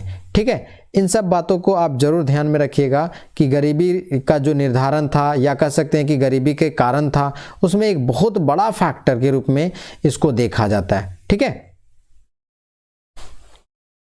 इसके अलावे गरीबी के जो कारण है उसमें आपको भौगोलिक कारण और सामाजिक कारण में हो चुका था। आर्थिक कारण में आपको एक और है असंतुलित विकास। असंतुलित विकास, ग्रामीण और शहरी क्षेत्र के विकास में अंतर आपको दिखाई देने को मिलेंगे। ठीक है, तो आर्थिक कारण में एक बहुत बड़ा प्रॉब्लम यही है कि असंतुलित विकास होता है, संतुलित विकास नहीं होता है, इम्बैलेंस रहता है डेवलपमेंट। इसके अलावा ग्रामीण और जो शहरी क्षेत्र है ना, वहाँ पर विकास में भी अंतर देखने को मिलता है। इससे भी क्या होता है? गरीबी बढ़ती है।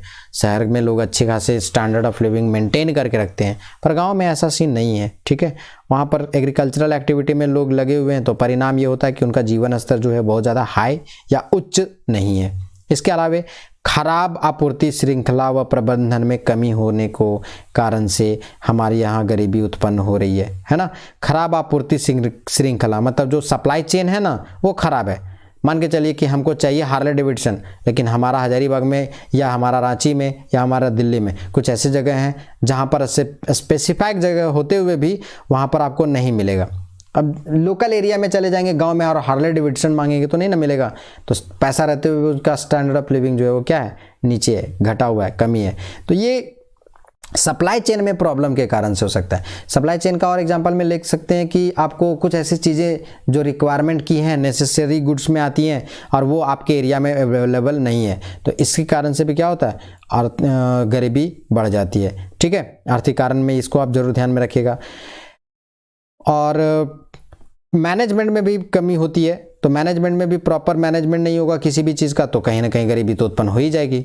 अब अगर हम माइंस बिजनेस कर रहे हैं और वहाँ पर प्रॉपर तरीके से माइंस में काम नहीं किया जा रहा है, तो उसमें भी क्या हो सकता है? गरीबी उत्पन्न हो सकता है, हमारा पॉकेट से पैसा चला जाएगा। ठीक है, और मुद्रास्फीति तो है ही, मुद्रास्फीति के कारण से ये भी आर्थिक कारण में आएगा। मुद्रास्फीति भी है, वो क्या करती है? गरीबी को जनरेट करती है, गरीबी को उजागर करने के काम करती है, या गरीबी जो है वो बढ़ा देती है ये।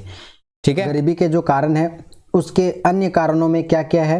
तो निम्न कृषि उत्पादकता होना। ठीक है, क्या होगा?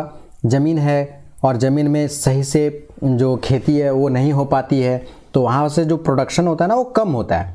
जब प्रोडक्शन कम होता है तो गरीब जो ग्रामीण परिवार है, किसान का परिवार है, उसको प्रॉपर नहीं मिल पाता है प्रोडक्शन, या प्रोडक्शन उस खेत से नहीं हो पाता है, तो क्या होगा? उसको उतना ज़्यादा इनकम का स्रोत या इनकम नहीं प्राप्त होगा, तो ऑब्वियस है कि क्या हो जाएगा? वो गरीब हो जाएगा।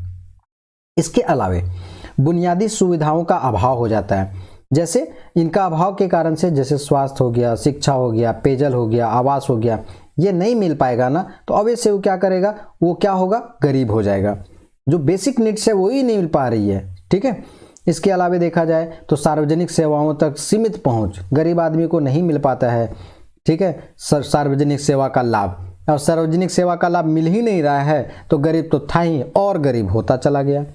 ये भी एक बहुत बड़ा फैक्टर है। ठीक है, गरीबी के लिए क्या, तो सार्वजनिक सेवाओं तक सीमित पहुंच होने के कारण से लोगों को। इसके अलावा देखा जाए तो ग्रामीण विकास योजनाओं का सही से क्रियान्वयन नहीं होना।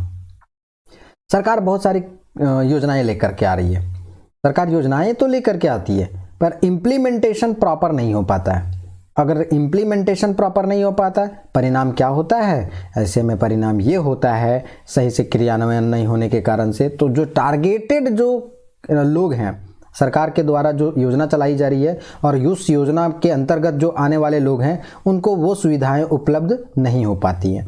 तो सही से ग्रामीण विकास योजनाओं का क्रियान्वयन न होने से भी गरीबी बढ़ जाती है।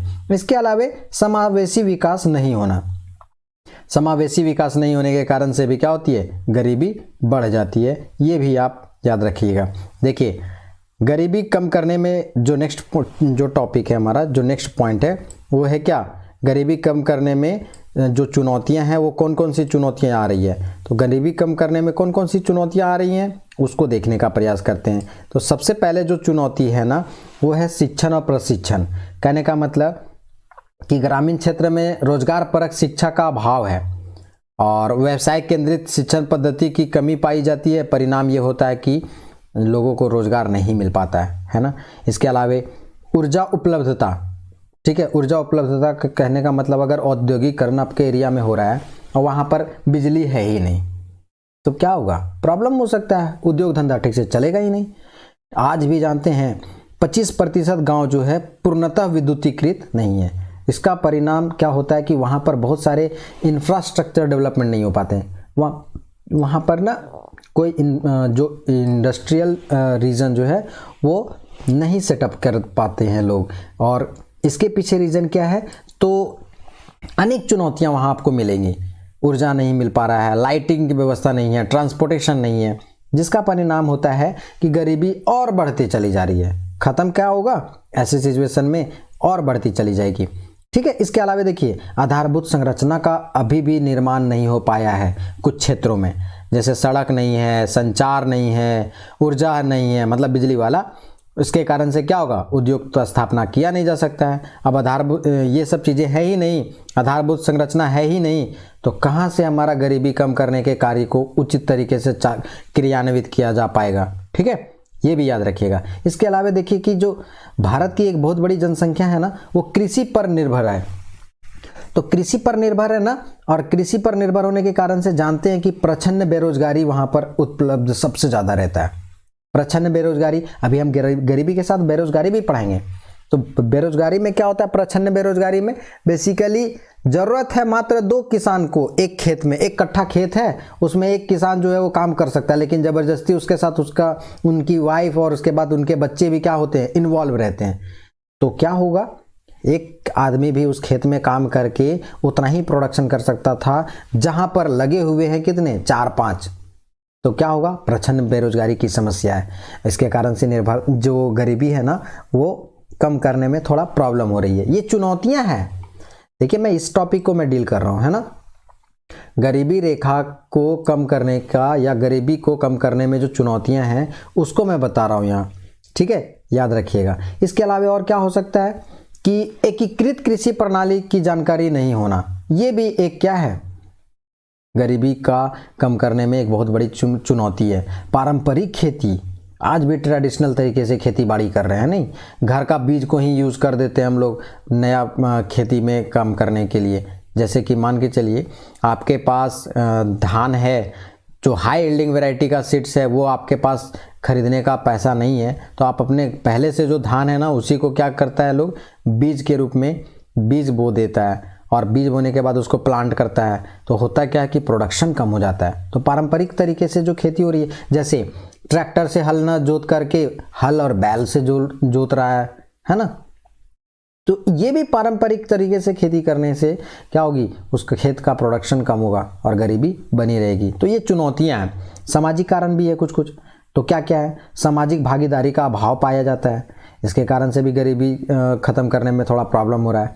लोगों पर जातिवाद, परंपरा, इसका ज़्यादा दबाव है, ये भी एक प्रॉब्लम है। सामाजिक कारण में यही सब हो सकता है कि जातिवाद है, परंपरावादी है, इसका दबाव बहुत ज़्यादा है लोगों पर, और इससे गरीबी को कम करने की बहुत सारी चुनौतियां सामने देखने को मिलती है। सरकार चाह करके भी बहुत कोशिश कर रही है कि हाँ गरीबी खत्म हो जाए हमारे देश से, ठीक है, लेकिन फिर भी पूरी तरह से इरेडिकेट गरीबी नहीं हो पाई है। फिर भी सरकारी प्रयास कुछ देख लेते हैं। देखिए नीचे वाला जो रेड कलर का पॉइंट है उसमें आपको क्या क्या किया जा सकता है, गरीबी कम करने के लिए क्या क्या प्रयास किया जा सकता है। देखिए ये तीनों जो पॉइंट है, मैं यहाँ पर कुछ नहीं लिखा हूँ, यहाँ पर आपको सिर्फ क्या करना है, तो आपको समझाने के पर्पज से पॉइंट खाली लिया हूं। कौन कौन पॉइंट था, पहला गरीबी के दुष्परिणाम क्या क्या हो सकते हैं, गरीबी निवारण हेतु न्यू इंडिया @75 में क्या क्या लक्ष्य रखे गए हैं, गरीबी के क्या क्या कारण हैं, है ना। ओरली मैं आपको समझा रहा हूं, आप इसको समझने की कोशिश करेंगे और अपना जो राइटिंग प्रैक्टिस है उसमें आप इसको ऐड ऑन करने की कोशिश करेंगे। इसके अलावा गरीबी कम करने में कौन कौन सी चुनौतियां थी वो मैं बता दिया हूं। गरीबी दूर करने के सरकारी प्रयास क्या क्या किए जा रहे हैं इसको बताने जा रहा हूं, इसको ठीक से समझिएगा। पहला कि आय वर्धक गतिविधियों पर अगर हम बल दे देते हैं ना तो हमारा गरीबी क्या हो जाएगा, दूर हो जाएगा।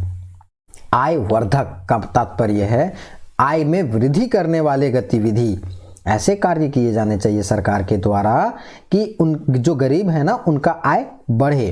तो क्या करेगी सरकार, तो कृषि का विविधीकरण करेगी, ठीक है। विविधीकरण का मतलब होता है बदल बदल के फसल को लगाना, इससे क्या होगा, उत्पादन और उत्पादकता इससे बढ़ जाएगी, ठीक है। कहने का मतलब जिस खेत में इस साल आलू लगाए हैं अगले साल भी फिर से कंटिन्यूअसली आलू ही लगाएंगे तो क्या होगा, विविधीकरण नहीं हुआ, तो खेतों का जो प्रोडक्शन शक्ति होती है ना वो कम हो जाएगी और हमारा प्रोडक्शन कम होगा, तो गरीबी बना रह जाएगा किसान का, क्योंकि प्रोडक्शन नहीं होगा तो ज़्यादा से ज़्यादा बेच नहीं ना पाएगा, तो गरीब है। नेक्स्ट है कि एमएसएमई उद्योगों का विकास करने की बात कही गई है, तो इससे भी सरकार क्या करेगी, एमएसएमई को प्रोत्साहित करने के लिए बहुत सारी योजनाएं चला देगी, ठीक है, लोन दे देगी, है ना।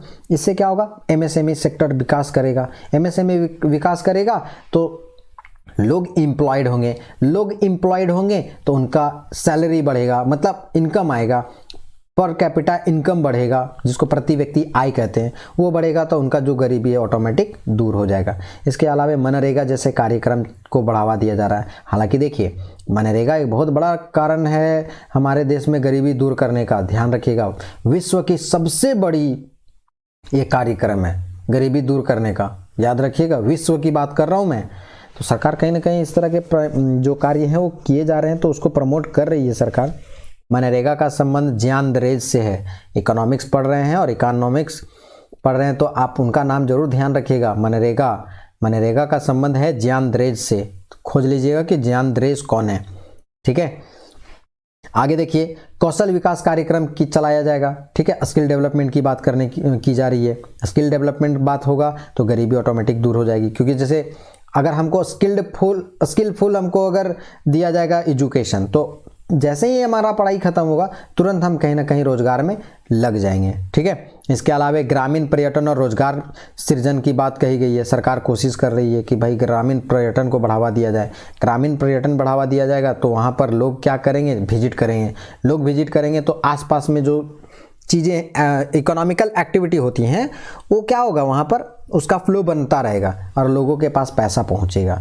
रोजगार सृजन कार्यक्रम भी चलाए जा रहे हैं, ठीक है। इसके अलावा कुछ ग्रामीण विकास के लिए कुछ योजनाएं हैं, उसको नाम याद रखिए खाली। जैसे मान के चलिए श्यामा प्रसाद मुखर्जी रू अर्बन मिशन, इसको चलाया जा रहा है।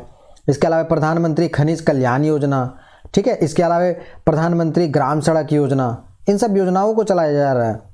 ये योजनाएं क्या करेंगी, कहीं ना कहीं गरीबी निवारण में मदद करेगी सरकार को, ठीक है। इसके अलावा देखा जाए तो सामाजिक आर्थिक विकास के लिए भी कुछ योजनाएं चलाई जा रही है।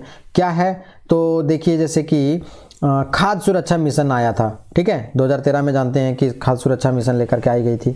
तो इसके अलावा अंत्योदय योजना है, पीडीएस सिस्टम से दिया जाएगा खाद्यान्न को। प्रधानमंत्री आवास योजना है ना, उज्ज्वला योजना है, रसोई गैस कनेक्शन वाला, उज्ज्वला योजना है, इसको सरकार चला रही है। सौभाग्य योजना है, सौभाग्य योजना मुफ्त बिजली कनेक्शन के लिए। इसके अलावा आयुष्मान भारत है, राष्ट्रीय स्वास्थ्य मिशन है ये। तो कहीं ना कहीं सामाजिक आर्थिक विकास की जो योजनाएं हैं, इसके माध्यम से सरकार क्या कर रही है, तो गरीबी को कम करने का प्रयास कर रही है। हालांकि सरकार के प्रयास अभी भी कंटिन्यू है और पूरी तरह से हमारे यहाँ से गरीबी खत्म नहीं हो पाई है। तो ये हमारा जो गरीबी है वो पूरी तरह से ख़त्म हो गया। तो होप सो कि मैं आशा करता हूँ आपसे कि मेरा जो पढ़ाना था इतना वो सार्थक हो गया है। अब आगे है बेरोजगारी। बेरोजगारी किसको कहते हैं, तो जब कोई योग्य व्यक्ति प्रचलित मजदूरी दर पर काम करने का इच्छुक हो लेकिन उसको रोजगार नहीं मिलता है तो उसको क्या कहा जाता है, बेरोजगार कहा जाता है। ठीक है, ये डेफिनेशन है बेरोजगारी का। तो बेरोजगारी किसको कहेंगे, तो प्रचलित की मजदूरी पर, माने जितना मजदूरी मिलता है उसको, उस पर रेडी है कि भैया हम इस पर काम करेंगे, 250-300 जो मिलता है उस पर हम काम करने के लिए रेडी हैं, लेकिन फिर भी अगर उसको काम नहीं मिलेगा ना तो उसको क्या कहा जाता है, बेरोजगार कहा जाता है। प्रोफेसर पीगू महोदय बोले हैं, जैसे आप जब बेरोजगारी की बात करेंगे ना तो बेरोजगारी से अगर कनेक्टेड कुछ क्वेश्चंस आएंगे, बेरोजगारी से संबंधित कोई क्वेश्चंस आएगा तो बेरोजगारी को पहले जरूर डिफाइन करिएगा। बेरोजगारी का ये बेसिक डेफिनेशन है, लेकिन एक कोई स्कॉलर का नाम जरूर देख करके उसको डिफाइन करिएगा। प्रोफेसर पीगू महोदय के अनुसार इनका क्या कहना था, व्यक्ति को उस समय बेरोजगार कहा जाता है जब उसके पास कोई रोजगार का साधन नहीं है। एकदम सबसे सिंपल सरल परिभाषा, व्यक्ति को उस समय बेरोजगार कहा जाता है जब उसके पास कोई रोजगार का साधन नहीं है। ठीक है, तो इसी को बेरोजगार कहा जाता है, प्रोफेसर पीगू महोदय बोले थे। देखिए, इंटरनेशनल लेबर ऑर्गेनाइजेशन का एक रिपोर्ट ध्यान में रखिएगा, 2017-18 में ILO जो थी वो रिपोर्ट पब्लिश की थी। तो उस समय ना भारत में जो रोजगार सृजन की जो दर थी वो 3.4 थी और बेरोजगारी का जो दर था ना वो क्या था, 5.7 है। तो सोचिए कि सृजन कम और बेरोजगारी ज़्यादा, तो कहीं ना कहीं एक बहुत बड़ी आबादी जो है वो बेरोजगारी का दंश झेलेगी। ठीक है, इतना बात जरूर याद रखिएगा बेरोजगारी वाला केस में। ठीक है, आगे आते हैं, हमारा नेक्स्ट टॉपिक है बेरोजगारी का कारण। बेरोजगारी का कारण क्या क्या है, तो देखिए, आर्थिक कारण है, सामाजिक कारण है और अन्य कारण है। सामाजिक कारण में क्या क्या हो सकता है, तो सामाजिक कारण में आपको मिलेगा शिक्षा की कमी है, ग्रामीण नगरीय जो हैं वो इमिग्रेशन करते हैं, यहाँ से लोग चले जाते हैं, इसके कारण से भी बेरोजगारी होती है, प्रवसन होता है, ग्रामीण नगरीय प्रवसन होता है। इसके अलावा स्त्री शिक्षा का निम्न दर है, आज भी फीमेल एजुकेशन को उतना ज़्यादा प्रमोट नहीं किया जा सकता है, नहीं किया जाता है, किया तो जा सकता है पर नहीं किया जाता है। आज भी महिलाओं गाँव में बेसिकली लोगों फीमेल एजुकेशन को उतना प्रमोट नहीं किया जाता है, सच्चाई है, बहुत ज़्यादा नहीं। हाँ, अब धीरे धीरे लेकिन फीमेल एजुकेशन को प्रमोट किया जा रहा है, धीरे धीरे, पूरी तरह से तो नहीं, लेकिन अभी भी कोशिश है और पूरी तरह से सक्सेसफुल नहीं हुआ, ये बात भी याद रखिएगा। हालांकि हमको यहाँ पॉजिटिव अपना अप्रोच अपनाना है। जब हम आंसर करेंगे तो वहाँ पर आर्थिक सामाजिक कारण में यही डालेंगे कि शिक्षा में कमी हो गई, ग्रामीण नगरीय प्रवसन हो रहा है, स्त्री शिक्षा का निम्न दर है जिसके कारण से बेरोजगारी जो है वो बढ़ रहा है। अब एक आर्थिक कारण भी है ना, आर्थिक कारण में क्या हो सकता है, तो देखिए, आर्थिक कारण में होगा आपको कि जो श्रमिक है ना, श्रमिक कार्य कुशलता में कमी हो जाएगी, तो वो क्या है, आर्थिक कारक है बेरोजगारी का। इसके अलावा देखिए तो MSME जो उद्योग है उसका घटना या ह्रास होना, ये भी कारक है, आर्थिक कारक है, बेरोजगारी के कारण का कह सकते हैं। इसके अलावा धीमी आर्थिक विकास है ना, आर्थिक कारक में ही आएगा धीमी आर्थिक विकास, धीरे धीरे आर्थिक विकास हो रहा है तो भी बेरोजगारी बढ़ेगी। जनसंख्या में तीव्र वृद्धि हो रही है तो भी क्या होगा, जितना एम्प्लॉयमेंट जनरेट हो रहा है उससे ज़्यादा पॉपुलेशन यहाँ पर है, अनएम्प्लॉयड पॉपुलेशन है, क्या होगी, हावी हो जाएगी जनसंख्या। क्या करने में कि जो देना चाहिए था जितना आपको काम, वो लोगों को नहीं मिल पाएगा। अब मान के चलिए यहाँ पर 100 लोगों का एम्प्लॉयमेंट के लिए आता है वो जगह काम करने का, पता चला वहाँ 1 लाख पहुँच गए हैं, तो क्या होता है, सबों को तो पॉसिबल नहीं है ना। तो ये जनसंख्या वृद्धि के कारण से हो रहा है और लोग बेरोजगार रह जा रहे हैं। इसके अलावा देखा जाए तो बचत और निवेश में का जो स्तर है ना वो कम होता चला जा रहा है। आर्थिक कारण की बात कर रहा हूँ, तो इससे भी क्या हो रही है, बेरोजगारी उत्पन्न हो जा रही है। मतलब अगर आप सेविंग नहीं कर पा रहे हैं, इन्वेस्टमेंट नहीं है, ठीक है, बढ़िया इन्वेस्टमेंट नहीं कर पा रहे हैं, तो इससे भी क्या हो रहा है, बेरोजगारी बढ़ती चली जा रही है। अन्य कारक में क्या क्या हो सकता है, तो देखिए कुछ कुछ ना इंफ्रास्ट्रक्चर डेवलपमेंट जो है वो नहीं हो पा रहा है। आर्थिक कारण में, अन्य कारण में ये आप दे सकते हैं कि बेरोजगारी जो है उसका अन्य कारक कौन कौन सा है, तो इंफ्रास्ट्रक्चर डेवलपमेंट ना होना या आदत जो अवसंरचना है उसके विकास में कमी कह सकते हैं, है ना। इसके अलावे भ्रष्टाचार और संसाधनों तक पहुंच नहीं होना, ये भी एक बहुत बड़ा कारण है, ठीक है, किसका, बेरोजगारी का। और क्या कह सकते हैं, स्वरोजगार की इच्छा का अभाव, कोई नहीं चाहता है कि अपना खुद का रोजगार उत्पन्न करवाएं या हम खुद करें, हर कोई को चाहिए सरकारी नौकरी, है ना। तो इंटेंशन भी एक बहुत बड़ा प्रॉब्लम कर रहा है, ठीक है। इसके अलावा क्या है, कृषि और विनिर्माण क्षेत्र में रोजगार सृजन की कमी, ये भी एक बहुत बड़ा प्रॉब्लम है। कृषि क्षेत्र में जितना होना चाहिए था उतना रोजगार सृजन नहीं हो पा रहा है, या विनिर्माण क्षेत्र में भी नहीं हो पा रहा है, तो इसके कारण से भी हमारे यहाँ बेरोजगारी धीरे धीरे बढ़ती चली जा रही है। देखिए अब हम नेक्स्ट पॉइंट कुछ कुछ देखते हैं, जैसे बेरोजगारी का क्या क्या प्रभाव पड़ेगा। तो बेरोजगारी का जो प्रभाव है ना वो इम्पोर्टेंट, बस हम याद रखिएगा, की पॉइंट में बात कर रहा हूँ, आप ध्यान से सुनने की कोशिश करिएगा। आप ध्यान से नहीं सुनिएगा आपका सब बाउंस करेगा, सब उड़ेगा। जैसे मान के चलिए अगर हम बात कर रहे हैं बेरोजगारी के प्रभाव, क्या प्रभाव हो सकता है, तो मानवीय संसाधनों की बर्बादी हो जाएगी।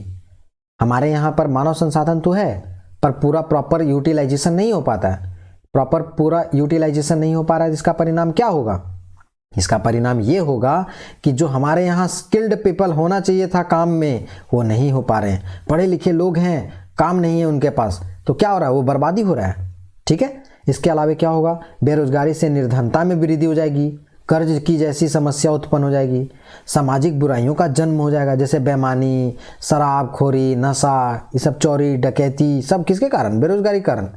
आए दिन देख रहे हैं इतना क्राइम क्यों हो रहा है। देखिए आप देख रहे होंगे कि जो साइबर क्राइम है ये होता चला जा रहा है, मर्डर है वो हो जा रहा है, क्यों हो रहा है, कहीं ना कहीं इसके पीछे एक रीज़न है। सामाजिक बुराई जो उत्पन्न हो रही है वो बेरोजगारी का एक बहुत बड़ा रीज़न है। आदमी अगर काम में इन्वॉल्व रहेगा ना तो वो गलत एक्टिविटी नहीं करेगा, दिन भर उसको फुर्सत ही नहीं है काम करने से, है ना। अगर वो बेरोजगार है तो उसका खाली दिमाग है, और खाली दिमाग में वो शैतानी सूझेगा ही और कुछ हरकत वो उल्टा पलटा करेगा ही। तो सामाजिक सुरक्षा को भी खतरा उत्पन्न होता है ना। समाज में असामाजिक तत्वों का जो है ना बढ़ जाता है, लोग बढ़ जाते हैं, ठीक है। असामाजिक तत्व इन द सेंस कि समाज के कुछ ऐसे तत्व जो समाज के लिए हार्मफुल हैं, ठीक है, उनकी वृद्धि हो जाती है, बस इतना समझिए। ये बेरोजगारी के प्रभाव बता रहा हूं मैं, ठीक है। इसके अलावा राजनीतिक अस्थिरता और सरकार पर दबाव बढ़ जाएगा, ठीक है। इतना पॉपुलेशन बढ़ गया है, बेरोजगारी आ गई है, तो हो हल्ला ज़्यादा होने लग जाता है, ठीक है। सरकार पर भी दबाव बढ़ जाती है। श्रमिकों को कम मजदूरी पर काम करने के लिए बाध्य होना पड़ता है। मैंने इन सब चीज़ों को एनालाइज किया खुद से भी कि जो श्रमिक है ना, मजबूरी है जिसको कहते हैं, श्रमिक शोषण किया जा रहा है, ठीक है। काम दे दिया जा रहा है, घर में लेकर के जा रहे हैं लोग काम करवाने के लेकर के, और उनको कुछ और काम करवाया जा रहा है वहाँ पर। तो श्रमिक शोषण इसी के कारण से प्रभावित बढ़ रहा है। इसके अलावा सरकारी योजनाओं के लिए भी संघर्ष की स्थिति है। सरकार तो कोशिश कर रही है लेकिन जनसंख्या इतनी ज़्यादा है कि सबों को वो सुविधाएं या वो लाभ नहीं मिल पाता है। इसके अलावा समाज में निकम्मापन बढ़ जाएगा, बेरोजगारी है तो इसका परिणाम है, ये कह सकते हैं प्रभाव है ये। इसके अलावा सरकारी ऋण का बढ़ जाना, ठीक है, आर्थिक विकास धीरे हो जाना या धीमी हो जाना, ये भी ये क्या है, सारे के सारे बेरोजगारी के प्रभाव हैं। अब देखिए बेरोजगारी दूर करने के कुछ कुछ उपाय हैं, क्या क्या है, तो रणनीति बनाई जानी चाहिए। गरीबी बेरोजगारी दूर करने के लिए रणनीति बनाई जानी चाहिए, और उद्योगों को बढ़ावा दिया जाना चाहिए। कृषि विनिर्माण जैसे क्षेत्रों को प्रमोट किया जाना चाहिए। श्रम उत्पादकता को बढ़ावा देना चाहिए। श्रम कुशलता में सुधार किया जाना चाहिए, है ना।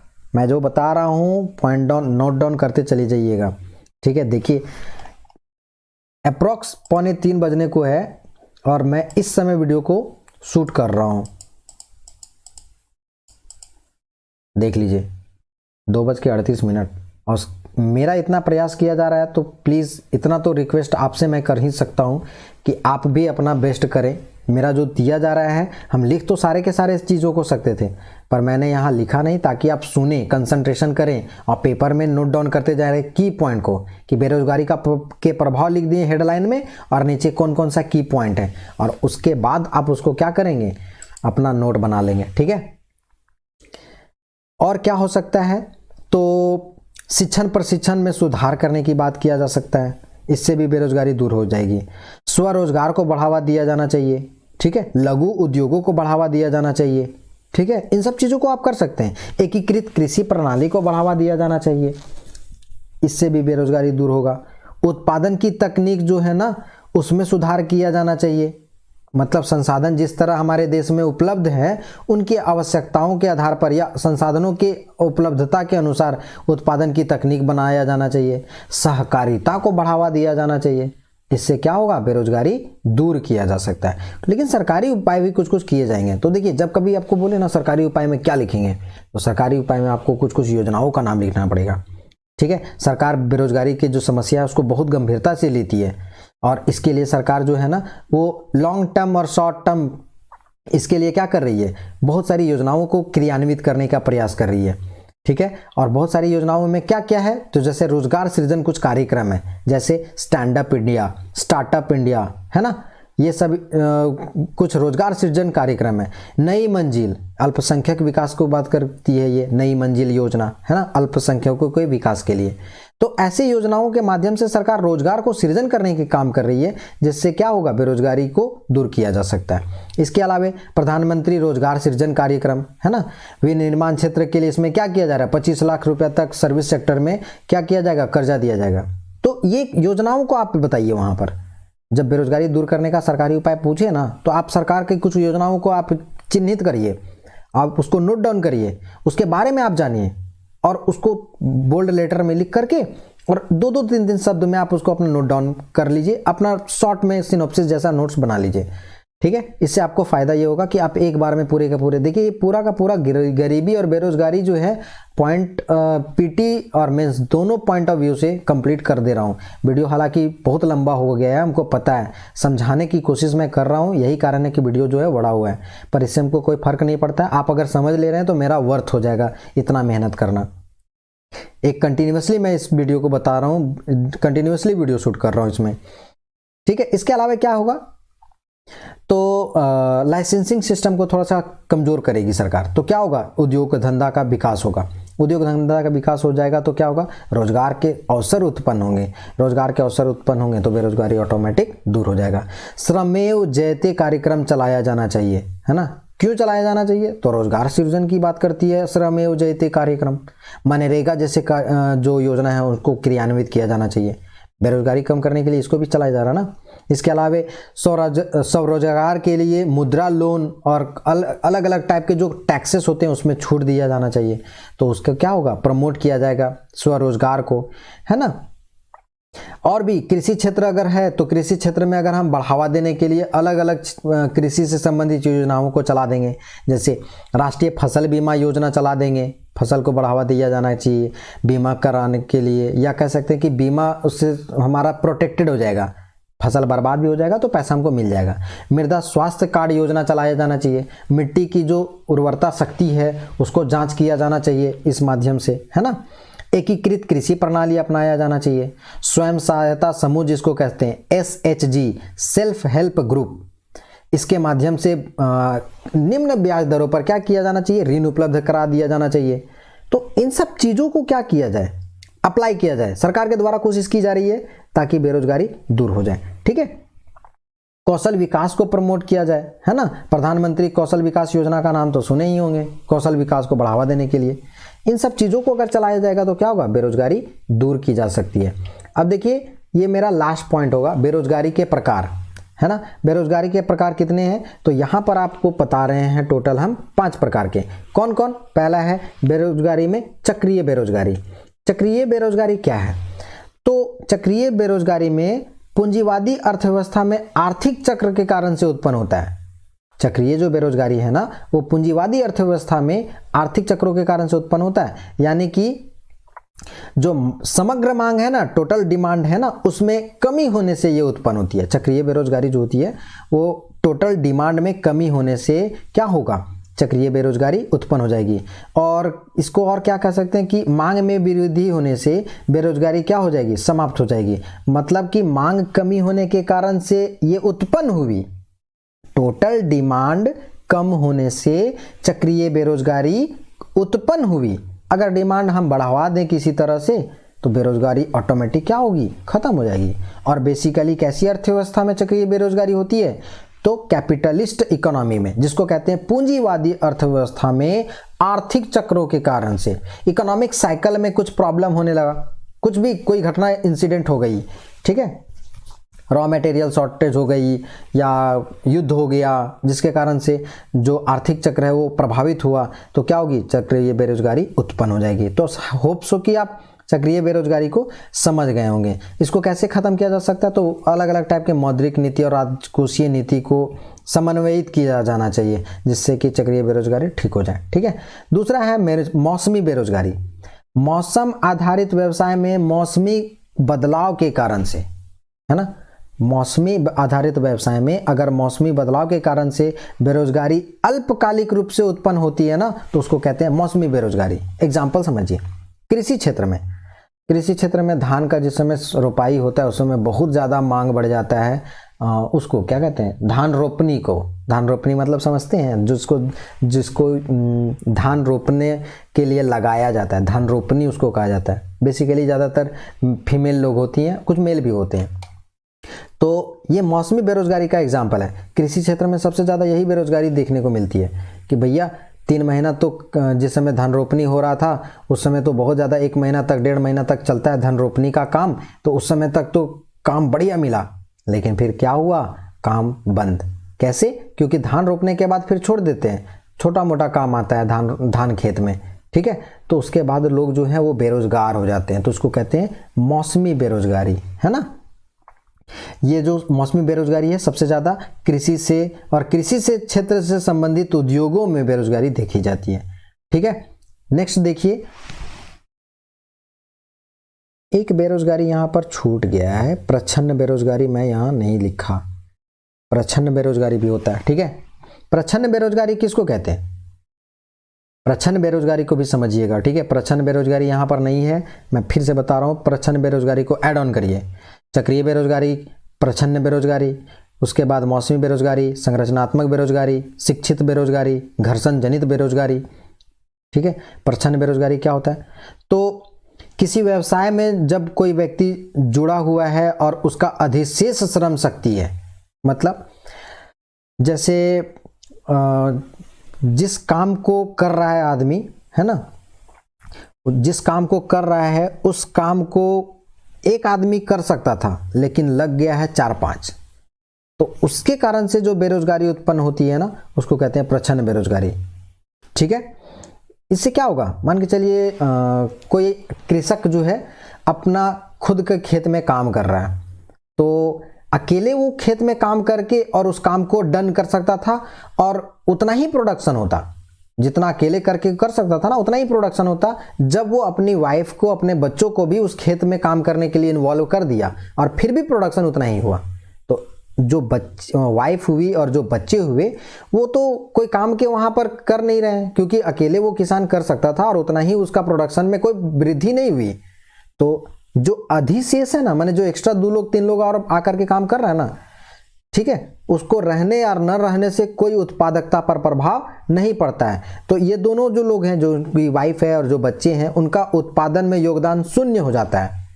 तो इस तरह के बेरोजगारी को कहते हैं प्रच्छन्न बेरोजगारी, ठीक है।